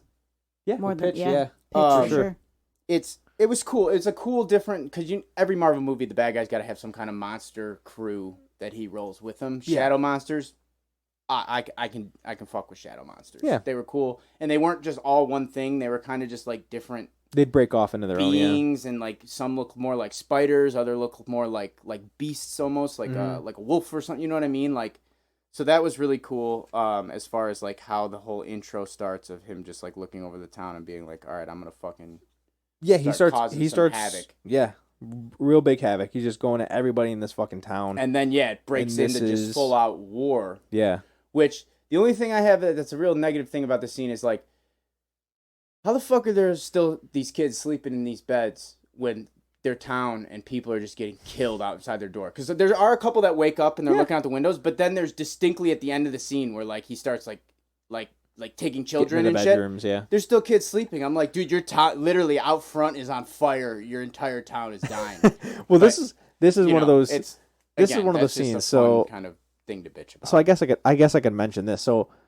our friend Eddie, who's actually sitting here with us right now, he had mentioned, he was like, "Oh, you're gonna bring the girls? You know, this is kind of a scary movie." And the whole time I'm sitting there watching, I'm getting up to this point, I'm like, "There ain't no fucking scary shit in this movie." Yeah, well, and then they show yeah. the kids in bed in the dark, Yeah. and the fucking shadow things start coming through. I was like, "Oh Yeah. fuck, this is what he was talking about." Yeah. And I'm like, looking at the girls, I'm like, "Fuck, don't wake up in the middle of the night and be screaming because there's a shadow monster that's gonna get Yeah. you." So this might, if you have kids, just have that conversation with them. Or if they're gonna be Yeah. pussies, then just fucking don't bring them Yeah. to the movie. My girls were pretty strong, I guess, because they didn't give a shit. Yeah, it's I didn't bring it up. yeah, it's like I said. I mean, that was my only kind of like mark on it. But overall, the like just monsters wrecking havoc on the town was Mhm. really cool. It was Yes. really well done. Like, yeah, I liked it. It's cool. So in the middle of this battle, this is when Thor shows up. They used the Bifrost to get back to New Asgard. Yeah, because doesn't he gets like pinged or doesn't he feel or something? Like something tells him to get back to New Asgard. I think he's just bringing Sif to the Sif only there? place that he knows where she can get some health I care, think because you're it's right. either 'Cause they bring her- go to You're right. back to the Milano, You're right. which he doesn't know where they're at, or go somewhere he You're right. knows for sure. Yep, So I think you're he's right. just going there for that. Yep. So Thor, Korg, and Sif show up, and he's like, "Oh shit, there's a battle." So he just starts killing all these, or going at these, these fucking berserkers, and he could see he meets up with Valkyrie, and she's like, "Oh, hi, nice to see you again. I guess we're doing battle." And he could hear and see this flash. He's like, he's kind of dumbfounded. Like he doesn't know what the fuck it is. I think there's like thunder in the background too. It starts like There might be, thundering yeah. a little bit, like, and it's just like and you that could hear the whole- woo of Mjolnir going through the sky, and he's like, "Who the fuck is this? Who? That can't be her. It can't be Mjolnir." But he's like, he keeps walking towards it. It's really funny, kind of a funny scene that's going on with all this happening, and he just gets Mjolnir right in his grasp, and it goes right back. And this is in the trailer where This is my it note. goes- Is a goes right really back. cool moment ruined by the trailers. Like again, like this is like when they like showing like Abomination before. Or oh, you Doomsday think before so? thing. I think I was Yeah. cool with this. No, because it's because like, there was enough in the middle that they didn't show in the theater, like where when it's going summoned back to Jane, it goes through a monster head and it my kills thing some is shit. I was with cool all with of these trailers that you saw Mhm. and how the movie is played out. You could have cut the trailer, known Jane's in this movie, and had no idea she's Lady Thor. They don't show a ton of her in the trailers as Lady Thor doing Lady Thor things. So could you imagine you go to that theater and they're teasing, like more. You have no idea. You're not really thinking about her becoming Lady Thor because you haven't seen the trailer. You see the things glowing. You're like, all right, Mjolnir's having a reaction to her, and then the first time you ever see her in your brain, she's got the armor on and calls back the fucking hammer, like in the trailer. Mhm. That would have hit so fucking hard, in my opinion. Okay, I can see that. But this is what they do. Yeah, so he does This see is trailers. Mjolnir, and he tries to summon it and goes back to Jane, and this is the first time we get to see the mighty Thor, I guess is what the correct name is for her, Yes, the mighty Thor. And it's a cool interaction because he's like, I almost didn't believe that it was Chris Hemsworth in the trailer because he goes, Jane? And it's kind of like a Scooby-Doo type Yeah, boy. it is Jane? kind of, yeah. I'm like, what the Ruh-roh. Yeah, it was one of those things, but it was funny. It was funny interaction, and this is where Tyler had mentioned that we get to see that the kids start being taken from the beds, and there's actually a scene in between all that where Gore and Thor. Oh wait, no, I'm a little fucked up here. Well, all right. So, So what they're- happened? They see each other. and then it flash stops. Goes to back to Korg Korg's- going into like, oh, this his is what narration. happened between these two, and then you Yes. get to see like how they broke up. And this is a cool scene because, I didn't expect this is to all see something made like up. this. Yeah, This is all like things we don't know. They had to tell us this because we don't see this in any of the other movies. Yes. So like you didn't know what really happened to them other than like him leaving her when he's going to do all his Thor Yes. shit. So that was a good funny thing. Before that too, when Jane's using her hammer, we get to see a cool ability where the hammer fucking can break apart yeah. and come back together. That was pretty fucking cool. It was badass. Yeah, that was cool. So like, yeah, it's just got like she can just break this thing apart. It turns into like kind of like a bullets essentially. bullets Yeah, are like a grenade, and it just Yeah. all shoots out, and then she can just call it back, and it Shrapnel rebuild- hammer. Yeah, it just like rebuilds itself. So that was a cool ability that I was like, okay, I can. that fuck was with that. badass. I did like that a lot. Because the hammer's still shattered from Hela, so like it's got like this blue like magic cracks all in it that's like holding it together. So it's cool. Which when I see the toy, when I go to Target or anything, and I see Mjolnir put together, I'm like, that's kind of fucking lame. And now after seeing the movie, and I'm like, oh, it comes apart and it just fucking. Yeah, right. I'm like, okay, I kind of accept that Correct. it looks all cracked and Correct. shit now. I'm kind I of cool thought with the that. same thing when it was just cracked. She was walking around with the cracked hammer. Even in the movie, I was like, okay, like I get the blue effect. You want to have it look like a cool hammer, but as soon as it split, I was like, oh, okay, Yeah. it's practical. It's cool. This Yes, is cool. I We can liked fuck it a with lot. this. Yep. So we do get to see that, and then Korg does his like flashback thing where he's talking about, oh, this is what happened during the time they were together, and you get to see them go to like a Halloween party. Yeah. And like rollerblading together, Yeah, it's being just pulled by Mjolnir. classic It's fucking fun. rom-com like montage Yeah. dating breaking up scene where they just they start loving watching movies together. By the end of the montage they're on the opposite side of the couch, like that kind of bullshit, just to show. And then she's writing the letter that he Yeah. eventually gets that's like, hey, I left you kind It's of thing. MCU's first romantic comedy Yeah, in a way. It's a It's really rom-com. funny. Yeah, It's a rom-com 1,000%. So it's just their way of like, hey, we're gonna catch you up on why. And then they have their like just awkward X moments of like, well, you left me. Well, Yeah. it's because of this. And then it's like, That well, is- can we? This is we one of those fight? jokes that overplayed too. They just went on for like 2 minutes talking back and forth about like this and that, but it was, and then finally it was like, well, can we talk about this later? I got a battle to get to. Yes. It's like, yeah, we are mid-battle. Essentially, what he says is, what they say is that Thor's heroics and Jane's science is what broke them up. Yeah. They both had their hearts in other things. But they keep going back into the fight, and this is where we get to see a fight between Gore and Thor, which is really fucking cool. It's pretty cool. Gore holds his own. Like, he fights kind of cool. He doesn't do anything crazy. Like, he's just fighting with a sword, but he's strong. Like, it's... Yeah. He gets thrown around a lot. I will say that, like, Gore gets hit and, like, will, like, fly a little bit. Like, that's what's interesting. Usually you don't see supervillains take, like, big bumps like that. But Thor's so much bigger than Gore, it makes sense. Yes. But Gore has, like, the power of, like, necromantic energy and, like, fucking shadows and stuff, so it's tough. It's tough to fight. It's a cool fight. I mean, it's like a sword versus axe fight, you know? We get to see, like, Gore, he can go, like, into the ground in the shadows and then pop up in other places. It's kind of cool. Go around real quick. He kind of can, like, grab shit with his shadows and stuff like that. It's he's got a lot of tricks up the sleeve, so to say, I guess. Yeah. He could, like you said, he could hold his own. And then this is where he disappears into the ground and he starts taking these children away and he's locking them up into this fucking... Gore has literally becomes the bad guy from Chitty Chitty Bang Bang. Oh, I haven't seen it. You've never seen Chitty Chitty? Have you ever seen... Oh, my God. Oh, that sucks. And we're Disney people. Fuck us, right? Dude, that's insane. That's insane. But yeah, that's... Well, fucking spoiler. The bad guy of the whole movie, he's just a children's stealer. But you find that out in the first 5 minutes. Okay. So it's not spoiler, but like... It would have been a funny joke had anyone seen Tyler, fucking telling me spoilers? Oh, Chitty Chitty Bang Bang's from the 50s, bro. Well, you know I love spoilers, so I'm cool with that anyways. Now I want to put it at the top of my list. But yeah, watch. It's actually a decent movie. But yes, Gore is literally just like Chitty Chitty Bang Bang Man, like, let's steal the children. Okay. Cool. And he does have a reason for it's a good bad guy role. And then he disappears after taking the children. And, they kind of take this as a fucking loss. They lost against Their Gore. town got fucked up. And then, so they show the next morning, and all these townspeople, they're fucking frantic. They're going crazy. They're like, oh, shit, my kid's lost. And Valkyrie's, as king, is walking around, and she's trying to help people, and she's trying to assure people. And in the middle of this is one of the coolest fucking characters that Sam and I were both so delighted to see this person. Fucking Daryl shows up. You don't remember Daryl? Do you remember Daryl at all?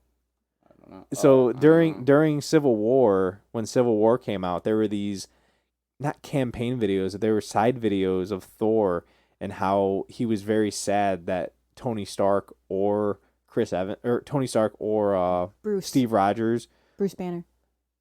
No, because the Civil War was between Tony Stark and Steve Rogers, that no one had came to Thor to ask him for help to join their team. So he was like, I'm just going to sit here with my roommate. This is my roommate, Daryl. And he's the one that, I needed someone who was human to check him out. I'm so surprised you've never seen these. What is this? Is it a movie? You'll have to look it up on YouTube. They're like some stupid promotional They're type not stupid thing? promotion, man. They're hilarious. Okay, let me rephrase that. That's why I said is Bruce it in Banner. a movie, or is it just No, something they released for It promotion? is something they released for so promotion. It's a stupid anyway. promotional. But thing. it's fun. That's why I said Bruce Banner, because he's like having coffee with him, catching up in one of the scenes. All right, yeah. So no, I man. man, that shit. No. This should be at the top of your list. I will send them to you. You need to watch these things. So Daryl's in this, and he's the one that Valkyrie kind of says, like, hey, take notes on this. That guy's Daryl.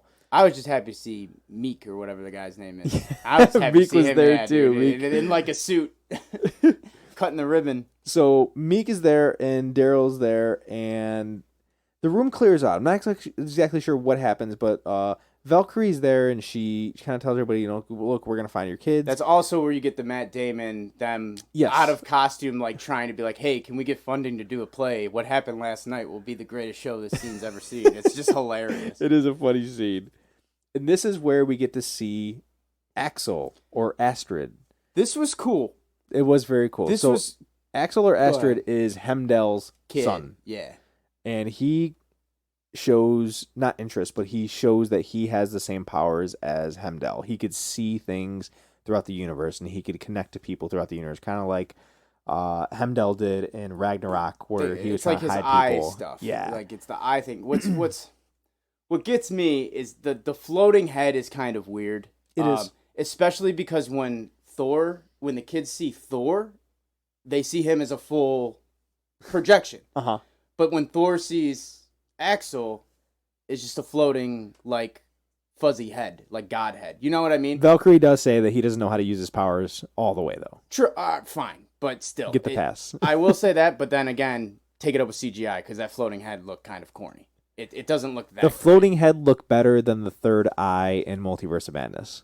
Fair, but still, it's still, okay, shitty CGI. It's a bad It is, CGI. yes. You know what I mean? But the ideal of Axel having this ability, or Astrid having this ability, was awesome. I had no problems with that. I thought that was really cool. I liked the Axel Astrid name, like, fight that he had, and he's like, look, your dad was my best friend and told me to look after you if anything happened, and he named you Astrid. You're gonna respect these fucking wishes. And he's like, no, my name's Axel because I listen to Guns N' Roses. My mom named me Axel after this. You know what I mean? Yeah. Like, so that was pretty funny. I like their little relationship, but yeah, like I said, my only thing was just kind of weird how when you see Thor talking to the kids, he's just a dude in a projection, does all this shit, but when you see Axel, it's just this floating head that pops out of nowhere. So but it's cool. So Axel brings Thor. He's like, I don't know where you guys are. So Axel's able to bring his astral project, basically. Yeah, exactly. Like Thor I said, it would be different this... if Thor's head just appeared and they were looking in the room, but it's like he's in the room with them. He's in the room. Just a projection. He's talking to them. He can see where they're at, and he realizes that they're in the shadow realm. Correct. Is what he says. Just because of like the background of this cage is just sitting on like this empty wasteland, and there's just like space behind them, and he's like, "Oh, I know this darkness." So Thor joins forces with Korg, Valkyrie, and Jane. They decide we need to go after. We need to go to the Shadow Realm. We need to save these kids. But in the meantime, let's get some other gods together. And they were trying to figure out a ride. Like, this isn't in my notes or anything, but this is kind of a funny scene because this is how they bring the goats into it again. Yeah, that's my note. I actually have a note on this. Okay. I thought it was cool that, like, because up to this point, too, Stormbreaker's not acting how it should, and they start playing this little, like, thing up at since Mighty Thor, Lady Thor has shown up, his axe isn't working as well because, like, it's like a jealousy thing. It's like a funny, like, the axe and the hammer are, like, real things, and it's like Thor's cheating on one with the other. And ever since the hammers arrived, his Bifrost in his axe, like, is fucking up. It's not, like, working exactly how they want to. So now they decide, like, damn, well, Stormbreaker's the only thing that can, like, fucking channel the Bifrost. They just need something to channel it better. Yeah. Fucking use it but it's also broken. So they essentially decide, like, oh, we're gonna use Stormbreaker as like a battery on a ship, and fucking get our transportation that way. And then they put the goats. They tie on the front, goats to it to like run it like a chariot. Which again, it's funny, but it's just ridiculous. The cool thing is that, like, it creates like the Rainbow Bridge as they run. It does, yeah. That's cool. And it disappears behind them. It's real cool. I thought that was really cool, and they're just like in some old school tourist Viking like boat.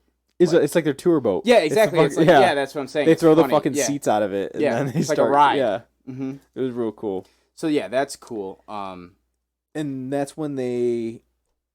I don't know where this happened in the movie, but I feel like it happens right around this part. Where's when Gore's in the cage with the kids? Is that later, or does that happen right after the first projectile Thor leaves? No, it's not right after that. It is. Do you have notes on it? Like, will we get to it? Gore at eternity. You know what I'm talking about? Like when he's in the cage with the kids, like with the. I do know. I know what scene you're talking about. It's actually one of my favorite. That's scenes. what I'm saying. I but loved I did it, not but I write cannot down where it was. I can't figure out. I can't remember exactly where it fell in the movie. But anyway, let's just talk about it real quick. Yeah. So there is a scene where. Because it's short. It just has to deal with the kids. It just has to deal with the kids are all sitting there, and Thor had already talked to them and been like, "Hey, I'm trying to figure this out." Gore doesn't know. Gore has no idea that Thor knows, but Gore knows that Thor will come for these kids. Correct. And he's basically like in this cage with these kids, like scaring the fuck out of them. He comes out of the fucking darkness, and he's got these orange glowing eyes, almost like Hemdale's, and they're fucking creepy. They're scary. He does a fantastic job. And he's like a totally different Gore that we've seen. He's not being scary and like tough. He's like being like a like he knows he's trying to fuck with kids. Yeah. Like he's like he uses a higher pitched voice, like hey. Yeah, he likes it's almost like a it's creepy. It like Pennywise the clown It type, thing. yeah. Yeah, and he like pulls this beast out and then rips its head off because they're all scared of it. And he's like, "Oh, you're scared of it," and rips the head off and throws it, and they're all He crying. uses the fucking head as a puppet. To them, like it's a really cool like Christian Bale or Gore just like which is trying to scare the shit out of some kids. Which is also another weird scene. I love the scene, but it's kind of weird that he like mentions, "Oh, are you scared?" You know, he's talking to a particular girl. And he says, you know, I had a daughter, and I had somebody like you, or I knew somebody like you, and you know he's reminiscing. But I'm like, why the fuck are you doing this? If it reminds you of your daughter, like I don't understand it. At this point, this is why I was okay with it because I was like, yeah, this dude's a full on like supervillain, lost his daughter, lost everything, and it's just he does not care. Losing his mind. He doesn't care about anything anymore. He's trying to kill the gods. He's trying to bring it all down. He doesn't care if he scares some fucking kids. I'm totally cool with that. But again, towards the end of the movie, shit doesn't work out. So the next that narrative changes, so that does make that then kind of weird with how it all ends up. It's like, why are you terrorizing children if you're going to get to the gate of eternity and save a child? You know what I mean? It's that's what's weird to me. Up until then, though, I'm like, this guy's just a dastardly bad guy. He's just terrorizing kids now. Like, and this guy's just a bad person. And like we had said, he's fucking terrifying. And he's terrifying. So I was like, I'm all for this guy. He's kind of got like Voldemort teeth. He does. Yeah, he just looks like a fucking alien. You don't even know what the fuck he is. That's why I'm not sure if he's a human. Like you had mentioned earlier, if he's a human, I don't think he's human. Well, I think once he gets that like curse put upon him or that sword chooses him, I think it starts to transform him. Okay. Because like in the comics, he looks like a straight up like alien symbiote type dude. So that's I think it starts to kind of.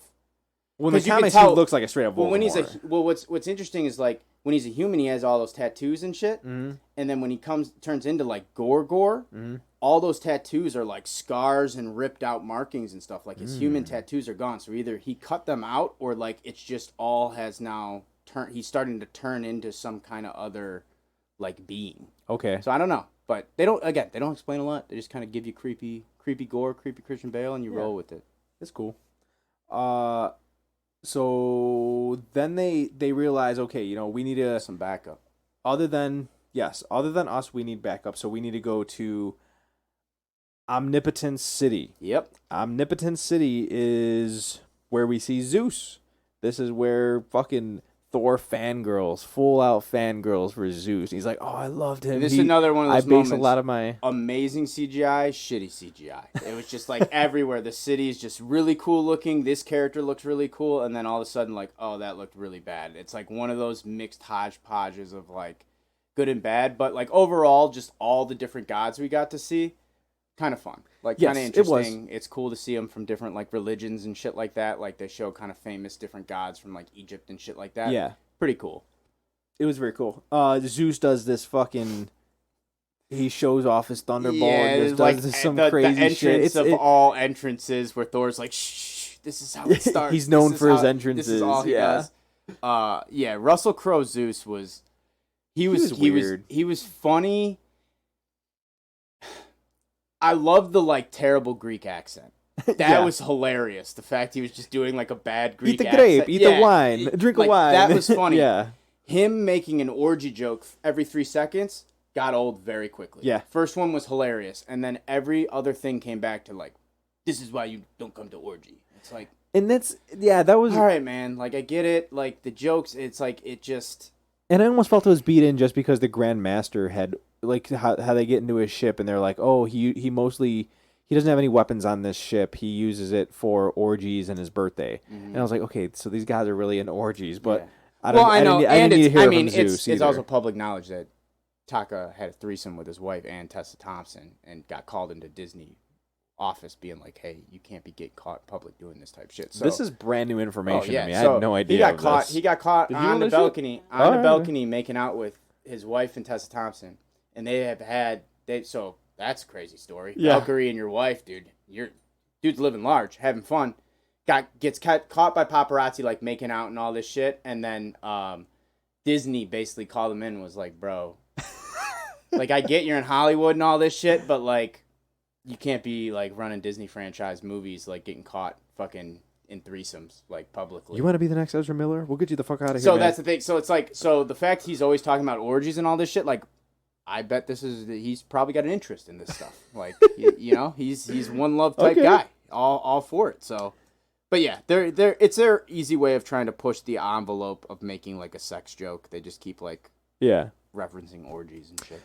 So and naked Thor. So yes, this is where we get to see naked Thor. Which, dude, he's fucking ripped. Well, yeah, no doubt about that. Like the best part of that scene is the tattoos. The tattoos are awesome. Yeah, that's the hilarious. R.I.P. and Loki also cool. and stuff like that. It's really cool. Yeah, but it's just like all the girls see his cock, they all faint.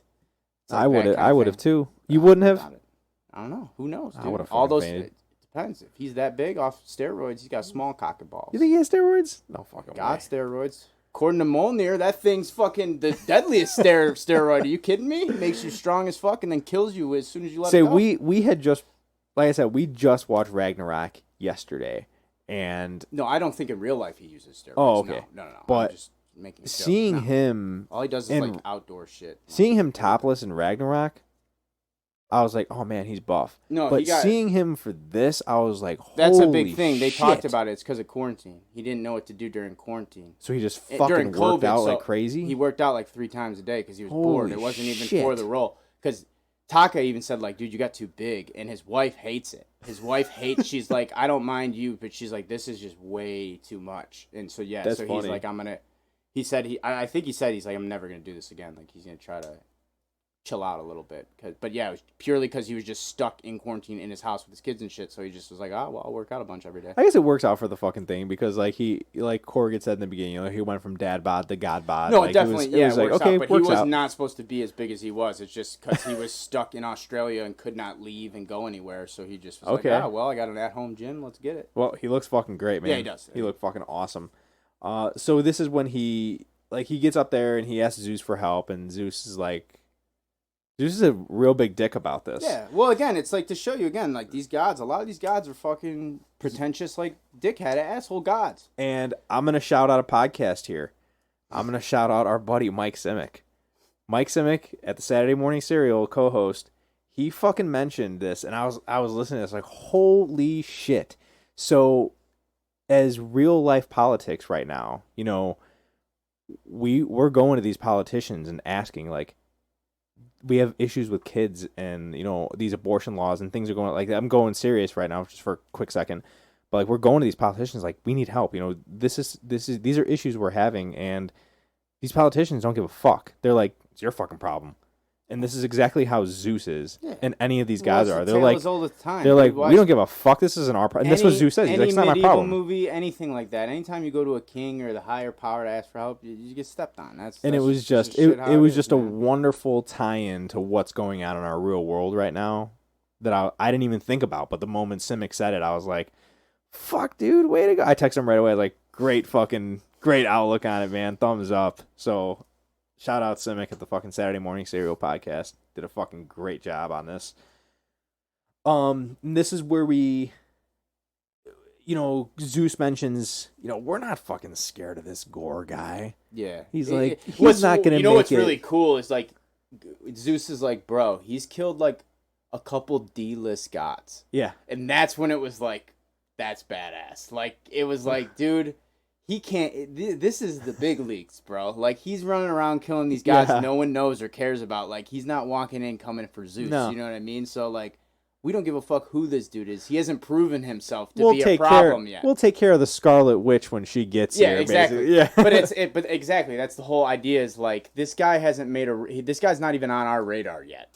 He hasn't done enough to cause issue, which is kind of badass. Yeah, and he's like, we have nothing to worry about because Gore's never gonna make it to eternity. Yeah, because he can't find it. Yes, and this is the first. This is the first mention of eternity and it's really cool because, Jane doesn't understand what this shit is. So Jane's like talking to Valkyrie. She's like, what the fuck's eternity?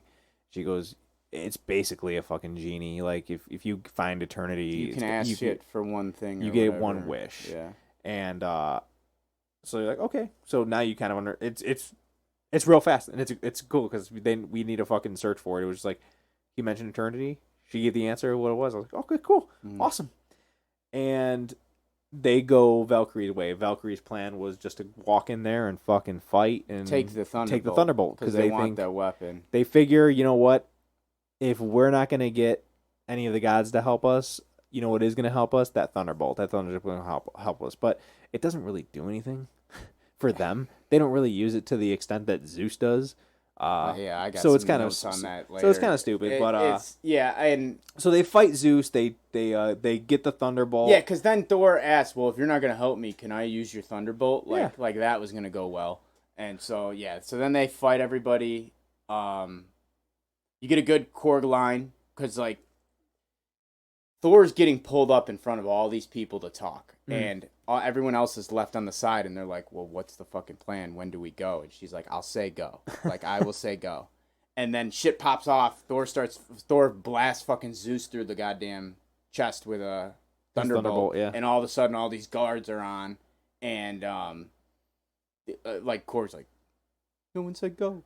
Like it's He's still hilarious. sitting there. Yeah, Yeah, he's sitting funny. there. It's just that shit's hilarious. And then he gets up and starts like fighting people. He does, which is super super funny. And then we get awesome gold blood everywhere. It's just before Thor kills Zeus, I think Zeus is the one that throws a thunderbolt through Korg. Korg.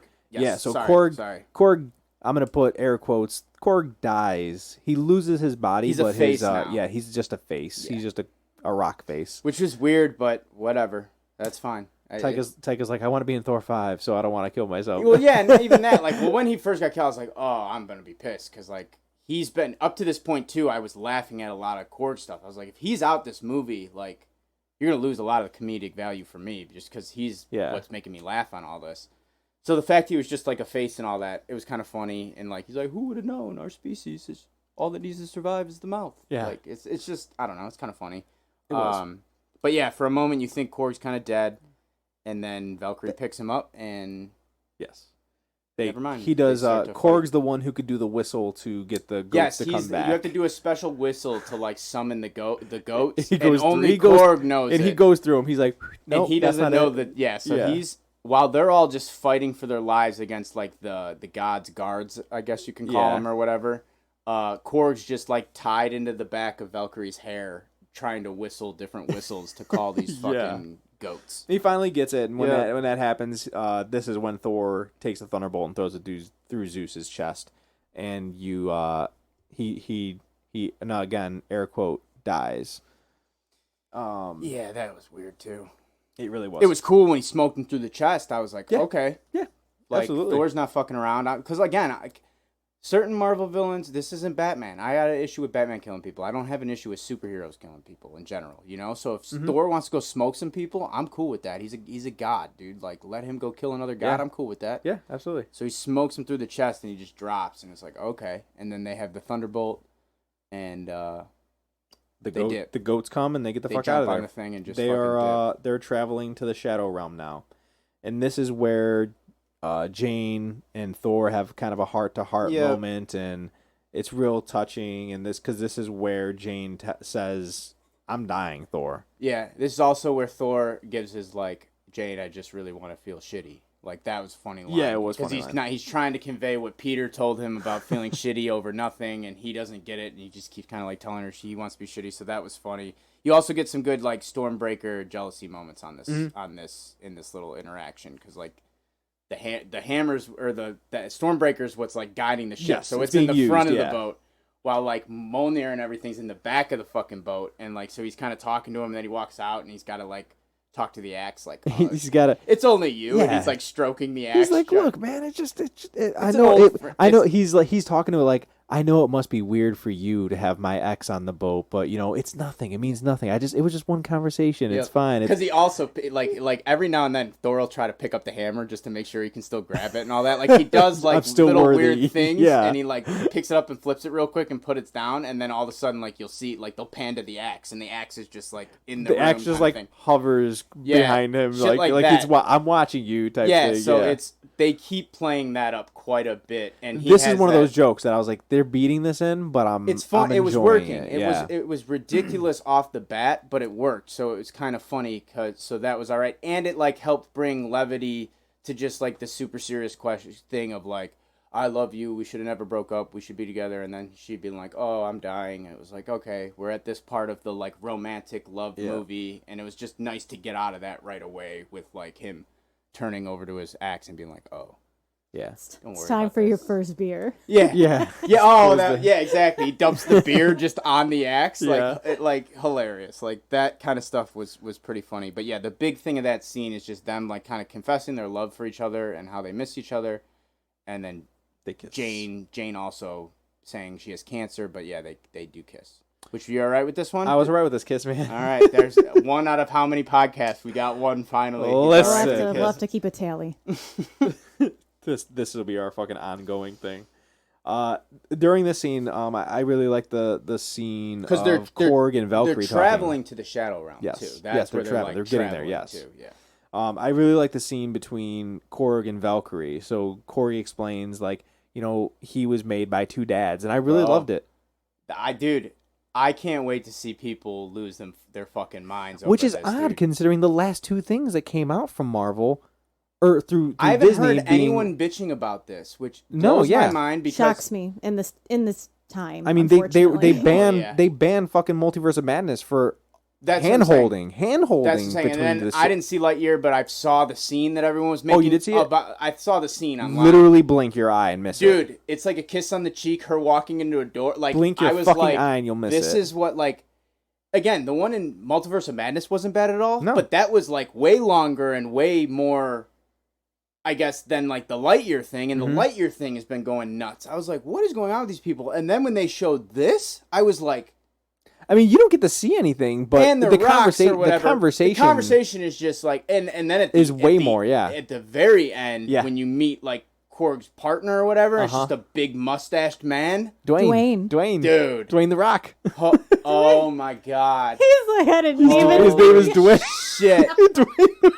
Oh my god, I didn't even realize that. That's hilarious. That is funny, but it's funny that he's like a big mustache. Like Yeah. it's very like you can You tell know. what they're hinting at. You know what they're You doing. can tell what they're hinting at, and it's just like the fact I haven't heard anyone say shit about this Yeah. blows my mind because I have a feeling those same type of people have to like be losing their minds over this. I don't know. Yeah, I agree. Unless I- they- Maybe, that maybe dumb. because it Unless wasn't these- leaked and they actually haven't seen the movie yet. Yes, or on- they're just these people are that crazy that since they're rock people, it's like something that doesn't process with them, and it's just literally like Possibly. human male females that piss them off. Possibly, I don't yeah. fucking know. I mean, there's also a thought in the back of my mind that Disney's like, you know what? We got our fucking last two movies banned from Saudi Arabia. Let's re-edit this scene and take it down a notch. That way we could fucking show this one. And maybe there was more to these scenes than we're actually I don't seeing. know. Who knows? I also think though Taka was like, "Fuck you guys." Yeah, Like, definitely. I don't give a shit. I don't. like. It's a Well, thought 'cause that's in the back of my mind, but I Valkyrie, don't mean, think. dude, like how many times do they reference Valkyrie and her girlfriends Yeah. and all that shit? Like she's hardcore, like lesbian. And type you get to energy, see, you know? and because, like, I keep mentioning Ragnarok only because it's so fresh in my mind. But there's a scene where you get to see her being protected by her girlfriend in the first in Ragnarok, and it's like, before yeah. when they were escaping Zeus, Valkyrie jumps up and one of Yeah, Zeus's like little she does. guards, she gives her a kind of like she kisses her hand She and like swoons her a does, little bit yeah. and backflips off. That Yeah. was I remember when completely forgot about that scene until you just mentioned it, but I she's remember the one saying, that like "Oh, look at has that!" the ability to like she just like jumps up to grab the lightning bolt, and right when she does, she grabs the like one like The mistress. Zeus, mistress, yeah. one of Zeus's girls, Zeusettes. and kisses her hand, and she like swoons and gives her that look like, Yeah. yeah, I would fuck the shit out of you.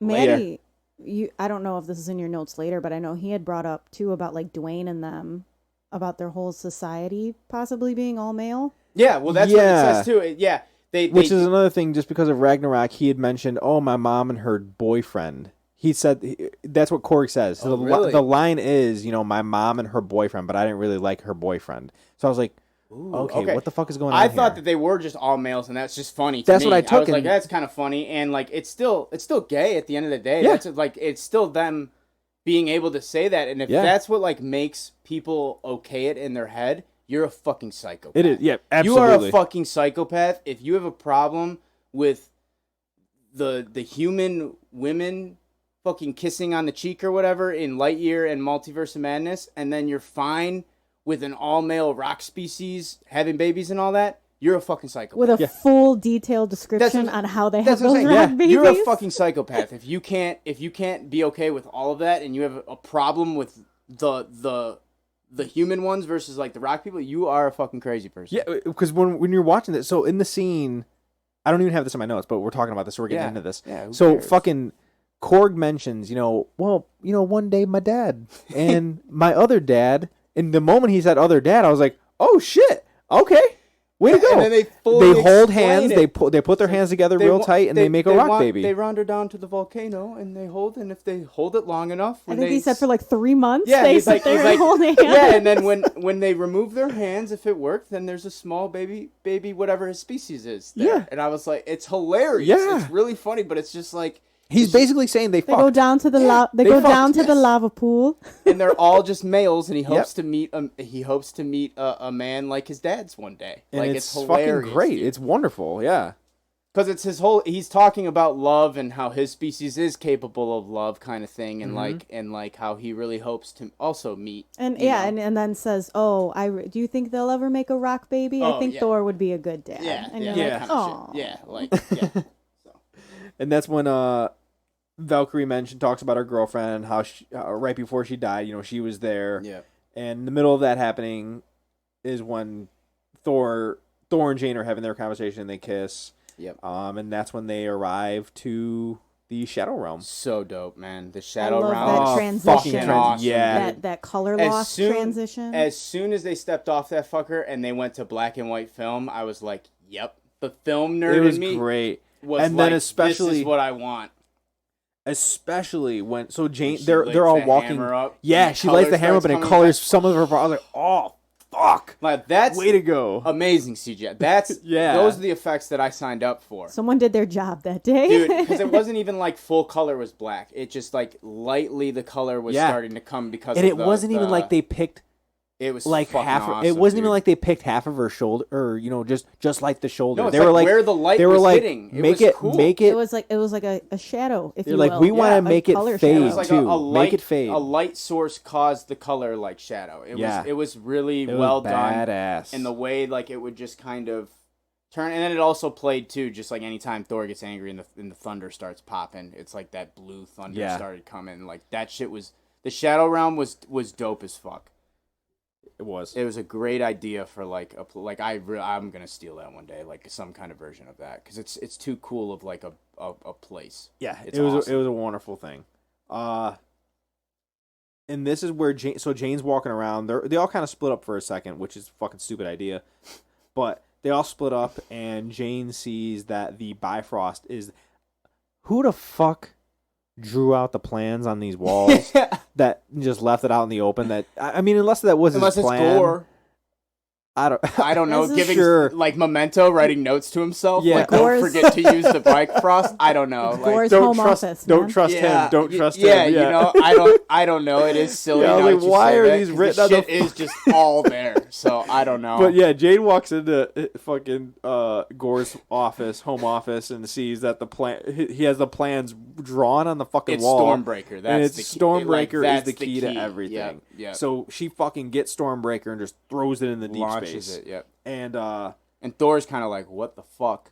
yeah, because this is where Gore comes out. Gore like hits them like boom. It like he like right away. He Yeah. fucking gets his creatures to hold them into the walls, and it's a pretty cool scene. This is where we get to see real It's like cool. a Stranger Things strangle. Yeah, Yeah, This yeah. is, we get to see It's some just- real yeah. cool Gore acting and Christian Bale acting. yeah, in this because scene, basically he's- all three of them get tied up, and now Christian Bale's doing what he does best, and he's monologuing. He's in there talking about every one of them, like, you're here for this, and then he's like, she's fucking sick, by the way. Like, You're like the he, same as but me. he- he knows all yeah, these he people. knows, He yeah. knows, like, he's just doing that classic, like, bad guy shit of, like you guys have no idea what's going on here, and I know exactly what's going on here. And by the way, like, I've suffered more than any three of you, so I don't give a shit. Mhm. And, like, does the super bad guy thing of, like, I can kill both of them, or you can summon Stormbreaker. Yep. Make your bring choice. the axe back. Yep. Figure it out. And then when he doesn't do it, he's like, okay, I'm gonna just start killing these people. Like, and then it's cool. And then like, Thor breaks out pretty easily, and he does this too when they're in New Asgard for their first fight. He's like, he's got him held up against this fucking car, tied up by these creatures, and Thor gets out no fucking problem. Yeah, it is. And kinda he does weird. the same thing here, where you're like, okay, is he not that powerful? There's moments where Can- Gore's really, really powerful, and there's moments where it just like, okay, he's like, it's kind of It's when certain inconsistent. it is also when Thor lets his emotions take over because he's about to watch these people he cares about die. he's Like just, he's going to become more powerful supering than up, I guess, usual. Yeah, and he does it, in Ragnarok as well, because when he's at the fucking, he's about to be taken out by Hela, she's like, "What are you the god of again?" And then the lightning, fucking cheesy as fuck, but the lightning. Odin's like, remember. Yeah, remember who you are, Mufasa moment. Yep. Yeah. But so a fight comes about, Ensues. and Thor's fighting fucking Gore, and Because he forces his Jane. hand like open or whatever to fucking call the goddamn hammer because Yeah. he won't do it, and he starts killing Jane, and then he's like trying to force his hand open with the like symbiote type thing. Yeah, which is yeah. cool as fuck too. He's like, you gotta call it, and then he calls it. They get in a fight, and then like they try to fucking like Bifrost out, yes, and Gore fucking grabs the grabs the fucking like hammer. He like Yeah, he pops. grabs it like, right out of there. Yeah, or not hammer, the Stormbreaker. He like pops out of the bottom of the Bifrost and like grabs the fucking thing. He's like, I'm gonna take he's like, this with me. he's like, Bifrost, take us to New Asgard, and they're going, and he does take Stormbreaker back from him, and you're like, fuck, what are they gonna so do? they go through the But- Bifrost, and Stormbreaker gets basically like left behind Yes. with Gore. So And it's like when that's they- a terrible thing to happen. So when they land, this is where we get to see Jane. She kind of dropped she dropped Mjolnir, the hammer. Yep. and you get to see the stage of cancer she's in, which I can see that she's weak, and they did good makeup on her face, but I think she should have lost some hair. I my one big kind of note too was like, yeah, for being so detrimental to cancer, Say and it's just 4. because like Yeah. I've know a lot of people in my own family and stuff that have gone through Mhm. cancer and everything like that, and like, hair is one of those things. Now again, I get it's Hollywood. I get it's probably very hard to convince Natalie Portman to do certain things. You can also see like whatever reason they didn't do it, but I agree. I think some loss of hair on her, like she looks almost like a skeleton. Put her in a fucking head wrap. Yeah, exactly. Yeah, like so. I agree. It would have been a lot more on One the of head. one of like, her dues must have been a wig, because when she's Jane, she's got like this Yeah, she brunette does. haircut, She and then does. when she's Lady Jane Yeah. or Lady Thor, she's got It's like streaky blonde yeah, hair, it's and more it's like like okay, Asgardian. one of these is fake hair, or both of them are fake hair, so you could have done some hair loss in this scene, but I agree with it, but yeah. she's just in bad fucking shape. And She's in real and bad shape. This is the first time Thor sees her like this too, like not in the Thor costume. So he's like, "Holy shit!" Like so the next scene takes place they at go a to the hospital, and she this is where they realize that when she is the mighty Thor, Well, when she's that was using what's Mjolnir, cool about Thor. Thor was like, "Look, I get you're smart and you understand all this shit, but he's like, you're a human, and every time you use that fucking hammer, your body cannot take what I can. You're like, weak. Like It's making you weaker every he's time like, you it's use it. draining you of every mortal fiber you have because you're not." As you know, he's essentially like Thor's a god. He's an Asgardian. They're not normal Been alive humans. for thousands of years. They're yeah. not humans. Asgardians aren't humans. So it's like you can't be the conduit for this thing. It's just gonna fucking fry you, and that's what it's doing to her. So they're basically getting in this like kind of argument of, like I understand you want to help and all this shit, but like you cannot. No, You can't do it again. cannot be touching that hammer because that thing's gonna fucking kill you. 'cause This is you're at and the this last is line. this is the scene that made me cry. I did cry in this scene. This should be no surprise to anybody that I cry at least every single movie. If you've listened to this podcast, you know. Betty cries. I'm a Maddie's crier. a crier. That's all right. So I cried at this scene because this is the first time that Thor tells Jane that he loves her. Maybe since I'm assuming he said it when they were dating before, but this is the first time we get to see it And, like, on screen. We get to And hear it. Yeah, we get to hear it out of his mouth that he's like, "I love you," and I understand that it's great seeing you fight beside me on the battlefield, but I would rather have you beside me the rest of my life. Yeah, he And gives I'm her just that, like, oh my yeah, god, you he's just that, motherfuckers, like- don't do this to me. He puts down that like Thor, like, look, like, I get you want to help and all that, but like I gotta go handle business because like it's too dangerous for you. Like, sorry, I'm gonna do what I need to do. And she gives him that like, you better come back, moment. Yes. Like, all right. Because So he he loves realizes, like, Mjolnir's the thing that's killing you faster. Yeah, that's what I'm saying. Like, Yeah. that's he's the one that again because he knows about fucking Asgardian and North magic and mythology and all this shit. He's the one right away that's just like, you're a human. You cannot be. This thing's fucking killing you. So, and then basically he's like, I'm gonna go handle business. I'm gonna go do this. Because he knows like time's running out.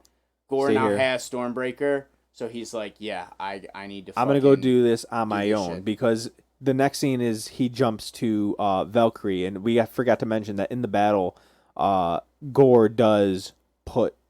I don't know if he uses his sword on Valkyrie, but he does. Valkyrie does He get hurts her. stabbed. Yeah, she gets stabbed through something. Yeah. Whether it's the thunderbolt that he yeah, I uses don't on her remember. or the sword that he uses on her. She gets a good stab. Yes, though. she gets stabbed right through the fucking stomach or Yep. something. So she's in the hospital as well. So Thor goes to her and he's like, "Well, give me the fucking lightning thunderbolt. bolt. Yeah, he's give me the like, lightning bolt." I need that because I don't have a weapon anymore. And apparently, it has the powers of the Bifrost.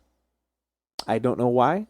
It wasn't explained, but he's able to. I have a use lot it. of issues with this Thunderbolt magic weapon that he gets all of a sudden, and they all start coming right about now. Yeah. where this thing starts to make no sense. And had they explained a little bit with Zeus or shown Zeus do a couple things with it, so we were like, oh, the lightning bolt does this, or oh, the lightning bolt does that, I would have bought a lot of this. But Thor goes to this like eternity or whatever gate. Yeah. And a lot of weird shit start happening that he's never been able to do before or never had the abilities to do. And it's strange. And starting off with, all of a sudden now the Thunderbolt seems to have the Bifrost, right? Because that is how he... I don't think it's a Bifrost, but it's some type of ability.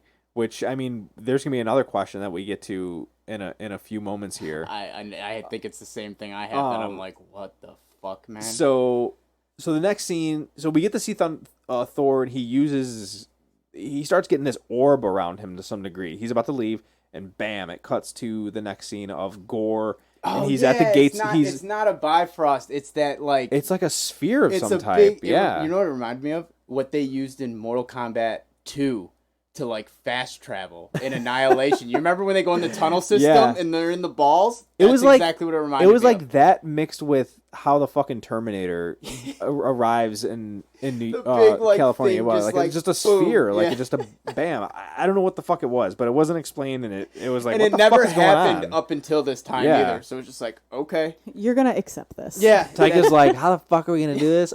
Just make it fucking spin around him. I don't know. So So- he gets transported to where this gate of... Yes, but Eternity is. Gore is here first. I'm guessing that Yes. it takes the lightning bolt like 7 minutes to catch up to where they need to get. So it's not instantaneous. But Gore gets to the gates of eternity with the kids, and he's using Stormbreaker because Stormbreaker is the key to get the door up into eternity to this genie that's behind this fucking door. Mm-hmm. So Stormbreaker starts using the power, and like the Norse symbol on it starts like filling up slowly. So Yeah, you know it's the, like the a portal's like charging. it's like the Apple rainbow wheel of like Yeah, it's, in a it's way. loading. It's loading. Yeah, which I was actually okay with. Like, Yeah. anytime you put a fight and then you put a timetable on it, it always raises the stakes. Yeah. So, like, the fact the door's opening, it's that whole, like, is he going to get it before the door opens? Is the door going to open? It just adds another stake into a fight. So I was fine with it. Like I said, though, it's just that, it's like old school loading of, like, an email when you used to get an email and it just, like, come, like, like a picture Yeah. would come line by line and you're like, what's going on, dude? Like, when am I going to see the boobies, dude? Never, dude. So, it's just a very slow loading, like, door. Yeah. And Gore standing there with They all should have these kept children. checking. Like, Yeah. no, we got time. Okay, Yeah, I can they fight you a don't little bit really longer. go back No. to it at all after that. So Thor or fucking what's his name? Gore. So Gore's on the other side, and he's waiting for the gate to open, just standing there, I guess, just waiting for the gate to open. And the kids are left behind, and I'm guessing Stormbreaker starts to fuck up the integrity of this room because one of the statues goes to fall, and it's almost falling on the kids, and Thor catches it. Yeah, it's like it's like this thing hasn't been opened in so many years that like the power in it and harnessing it just starts like breaking down the temple the doors in or whatever. So things start falling, but So this fucking giant statue head goes to fall on the kids, and Thor catches it and says, "Look, I need you guys to fight with me." But they're like, "We don't got any fucking weapons. How the hell are we gonna fight these things when our parents couldn't even do it? We're kids." And this is a very kid-friendly moment. Yes, my kids love this scene. my note literally is that towards the end of my note is that I'm sure kids love this, and parents maybe even like it and think it's cute because of like the kid thing. Yeah. Here's where I'm gonna take my right as a 30-year-old older male. This was fucking ridiculous. This was crazy. It was funny to see kids like scream and go crazy and kill things. We'll always play, but like one.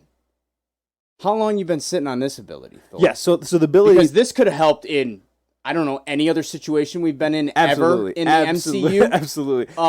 So let me explain. Yeah, so the thing that Thor does is, I don't even know what he whispers. Does he whisper into Thunderbolt, or does he whisper into...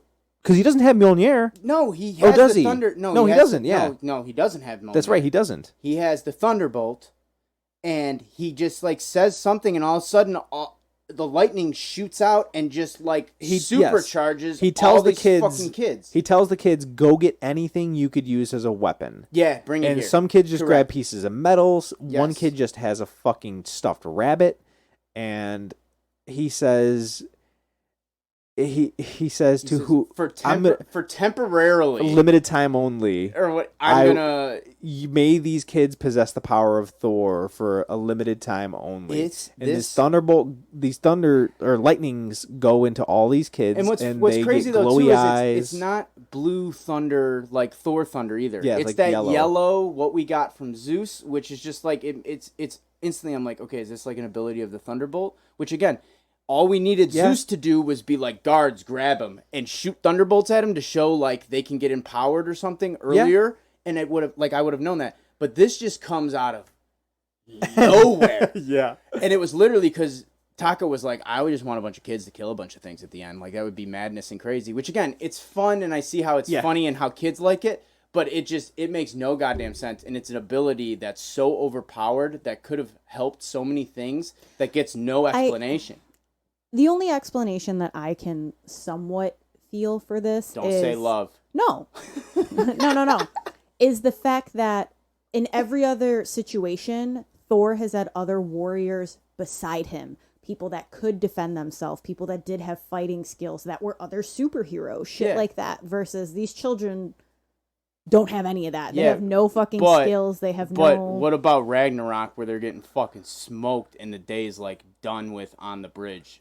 Up until they take it down. Well, I mean, at that point, you have your special Odin moment, and that's what that's fills what I'm in saying. The only way I'm buying this and is he if didn't this know power... he had this power until that Odin moment in Ragnarok. So maybe he didn't even know he could do this shit until he knew that he could harness his powers without. I don't know when he learned. Then it's a good argument. I will give you that, Sam. But the only way I'm buying this is if this power comes from this lightning bolt thing.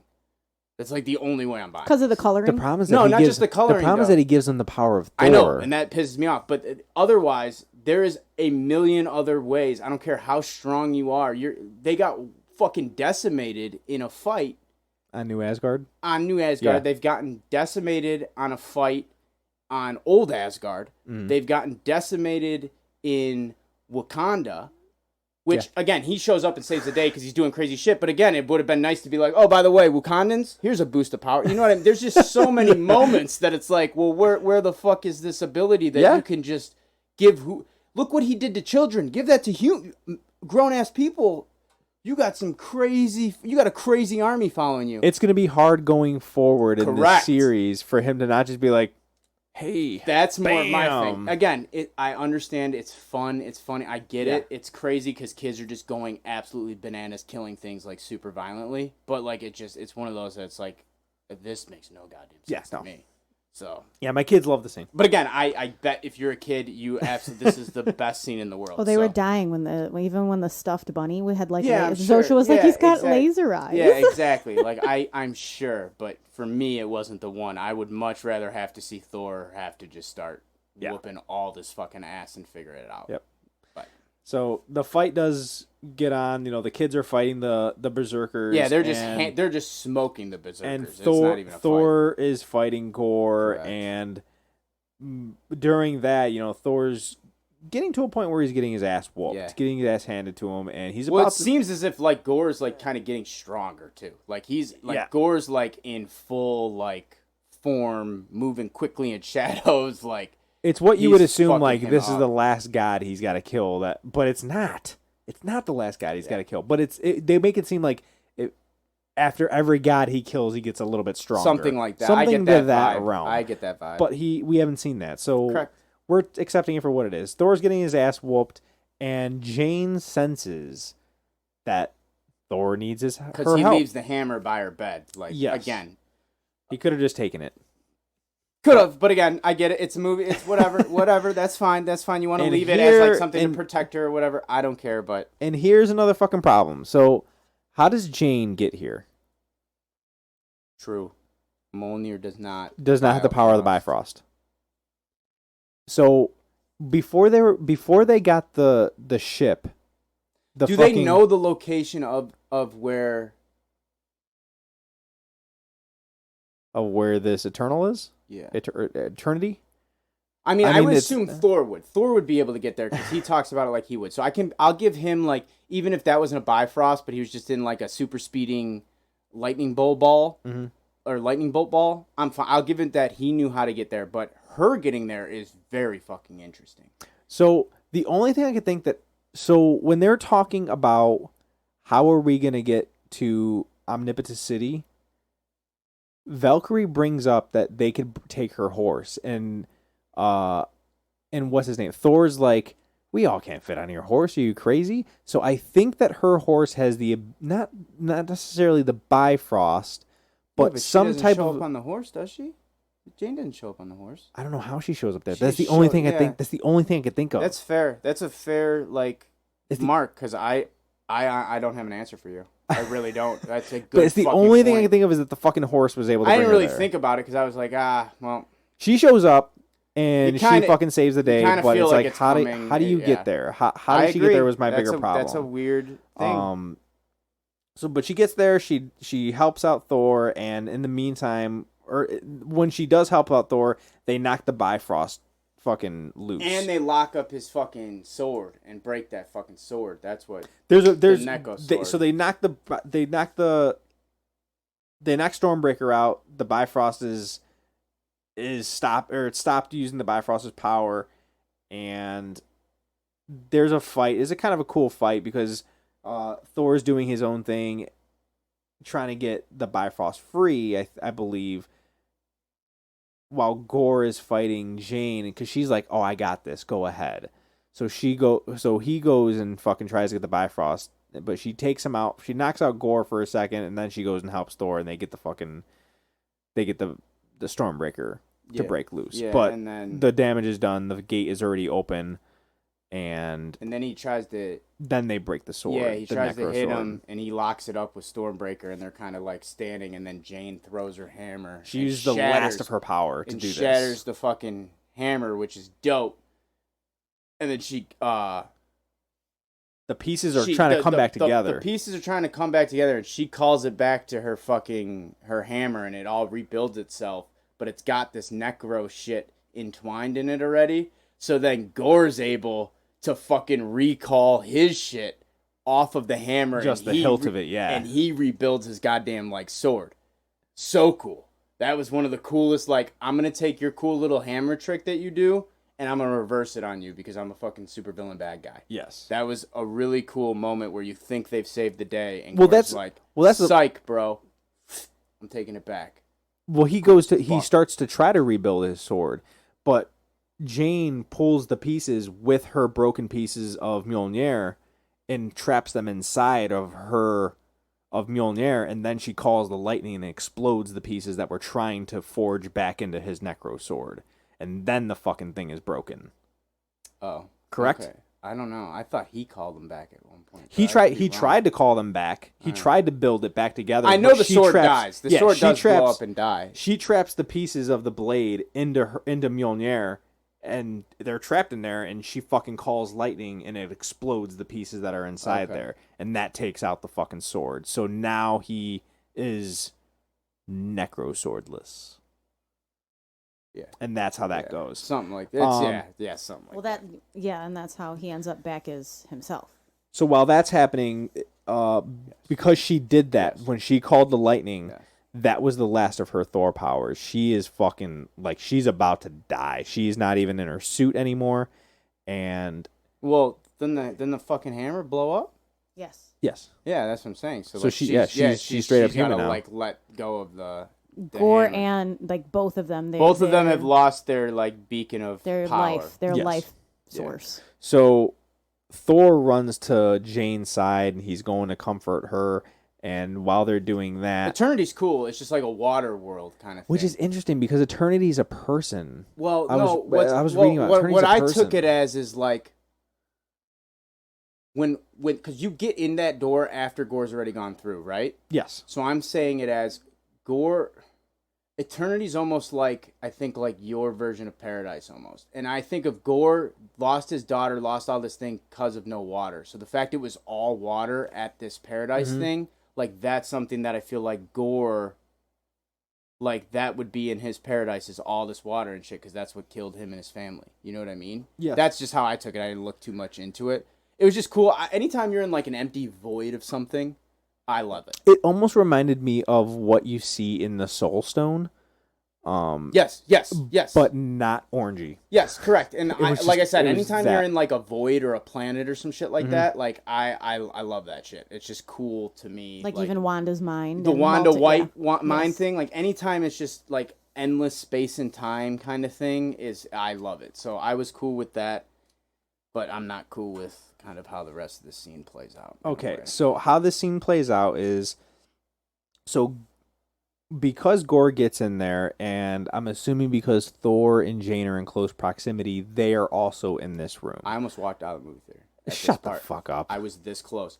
When they were sitting there and they're like talking about like what wish you're gonna make, I literally turned to Bub and I said, if he brings Natalie Portman back as his last wish kind of thing, like saves her life, okay. I said I'm leaving this fucking theater. If the big super bad villain who's killed all these gods now has a fucking moment of like, I'll save your girlfriend because I was kind of a piece of shit. I was like, I'm done. I am fucking done. It didn't end that way, but it still was kind of bitch mode for me. For a super villain. So Gore gets in there, and then Thor and Jane are also in this fucking void, and Thor doesn't try to stop him. He's just like, make your wish for all gods to die. Basically saying, make your wish for all gods to die. He starts by being like screaming at him and telling like Gore, like trying to get his attention and all that, and then like Jane's like fucking dead. She's in dying, his arms, and then like he has that moment of like, I'm gonna spend my last. He's no like, matter what you can do, it doesn't fucking matter. You never wanted revenge. What you've wanted this whole time is love. Yeah, he hits him with the like clear. Yeah,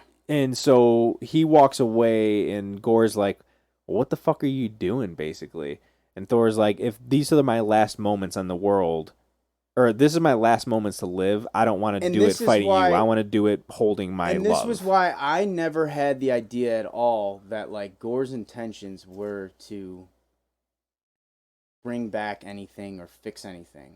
I truly think Gore went to that door of eternity to kill the gods. Yeah. And until that moment of, and that's why he wanted Thor to kind of fight him and all that, until that moment of Thor telling him right then and there with Jane dying of like, hey, you just want love, you don't want revenge. So if you want to kill the gods, go ahead. It's not going to fucking fix anything.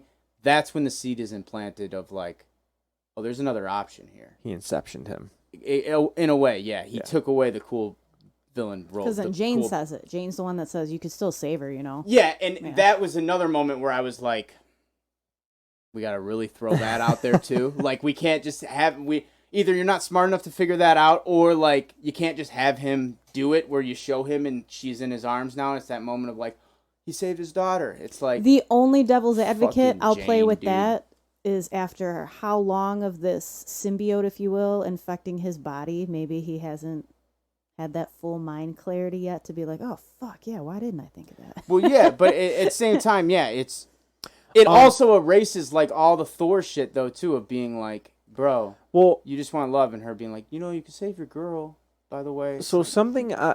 that is never clear as well is It's weird. Okay, so if he gets to eternity, he could wish for all the gods to die. Correct, right? Mhm. Yeah, that's kind of like what they're scared of. Okay, so what happens if he kills all the gods? Is there a goal for the Necro Sword, or does he get anything? Because Well, I think like would he achieve? Yes. What? Yeah. like.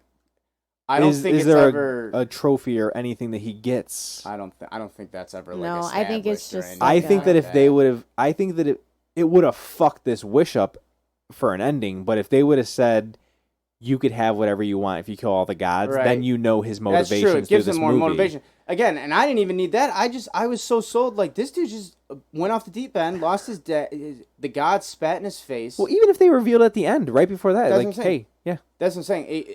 Then That's even better than that. It's just the whole like I'm gonna just kind of do the right thing, even though I was supposed to be a supervillain thing. It's just like it's starting to get old for me, man. Mhm. Like I just want bad guys again. Like I want good guys and I want bad guys. Like It was like Riddler. Riddler, I think, there was no redemption for no, Riddler that in dude's Batman. a fucking. Yeah. He's a terrible person. So His redemption is he turns himself in. That's the biggest And he's thing proud that- of it. Yeah, it's the biggest thing the Riddler gets, bro. So that's where we'll go back to he mentions like you don't have to kill all the gods, you could bring her back. And Gore has a realization that, well, look, the Necrosword's broken, so I'm dying. So if I do, she'll be alone. And Jane looks at him and says, no, she won't. And then she looks at Thor kind of like an insinuation of, You're gonna take this her. kid. You're gonna take the kid. You know, if this was what happens, and he has no doubt in his mind, and I have no doubt that he's not battling in his mind of like, fuck this guy, fuck his kid. It's He's an innocent kid. It's an innocent kid. So Gore wishes for his daughter to be back, and when she comes back, she's holding him the same way he was holding her when she died. Yep. And it's really touching. This is not a part that And I cried to. it also but it was parallels Thor holding Jane. Yeah, too. the way so that it's all this yes. like Loss. it was parallel loss shifting of the kind of the other side of the coin and all that kind of shit. So Jane and Thor have a very touching moment where they say they love each other and they kiss again, and she also whispers, she's like, I think I got the perfect catchphrase, and he I hated all the catchphrase bullshit throughout the movie. By the way, we didn't talk about it much, but like No, all I of was- that I was like, waiting for this- bad, corny. yeah, funny it for me. was. It was Just fun. none of them hit. I for wanted me. to laugh at one point. And even when she like yelled it, Eat my hammer. like, You're at like, the oh end, my I was god, like, shut oh the fuck up. the Mighty Thor, like the name's Mighty Thor, I was like, okay, I thought that was gonna be it. And Or she's you like, could call me Dr. Jane Foster. And Like, fuck off. you can eat my hammer. I was like, oh no. Like I Yeah. thought she was gonna have a cool one. Like they just went with the bad one. Like, And trying I would to have be been funny. and I'd have been cool if sucked. she said nothing. Just don't say Yeah, anything. No, I agree. It was bad. But she says I got the perfect catchphrase, and she whispers it to Thor, and he's like, that's the perfect catchphrase. And they never say it, but the speculation online right now is that she says it's Thorbin time. And I think our friend Eddie would be really into that if it was it's Thorbin time. Yeah, I guess they kiss. I think that's just no one ever wrote anything because he knew no matter what it is, you're gonna get. If you have already made it a thing to say like, oh, I need a catchphrase and all that. Catchphrases come by just having a character say it, and it sounds badass, and you know it's gonna be a catchphrase, but you're not saying, hey, this is my catchphrase, by the way. Like it just happens. That's how they happen. Whenever you're setting up, like, hey, I'm trying to develop a catchphrase. Mm-hmm. No matter what you end on that final catchphrase, someone's gonna have an issue with it because it's not like a natural like catchphrase. You know what I mean? But to just like replay into the fucking hammer fucking thing, and then that's why I don't think he ever had a line written. I was gonna open it instead of it being a Korg impression. I was gonna say, "Let's bring the rainbow." Oh, that was gonna be my intro to say, but I went with the Korg impression instead. It's a better choice. So she whispers the catchphrase, and he's like, "Oh, that's a perfect catchphrase." They kiss, and Gore she dies. This is where she like turns into like fucking. I'm gonna do air quotes here too. She dies. Oh, that's another fucking note I had. Yes, and she turns to gold. She gold dust. I know the counter for it too, but I don't give a shit. So then it jumps over to Gore, and Gore is happy. He sees his daughter, and Gore's not looking nearly as bad as no, he he did. looks more. He's got his like, pigment back. Yeah, he's like more of like when we first saw him as like a human. Like he's not as white and like scarred and shit like that. He's got like his tattoos and shit. And he just looks over to Thor and he says, "Just take care of my love." Yeah. And it's a very touching moment. He looks at him and he gives him a head nod, like, "Yeah, I know, I got you, man."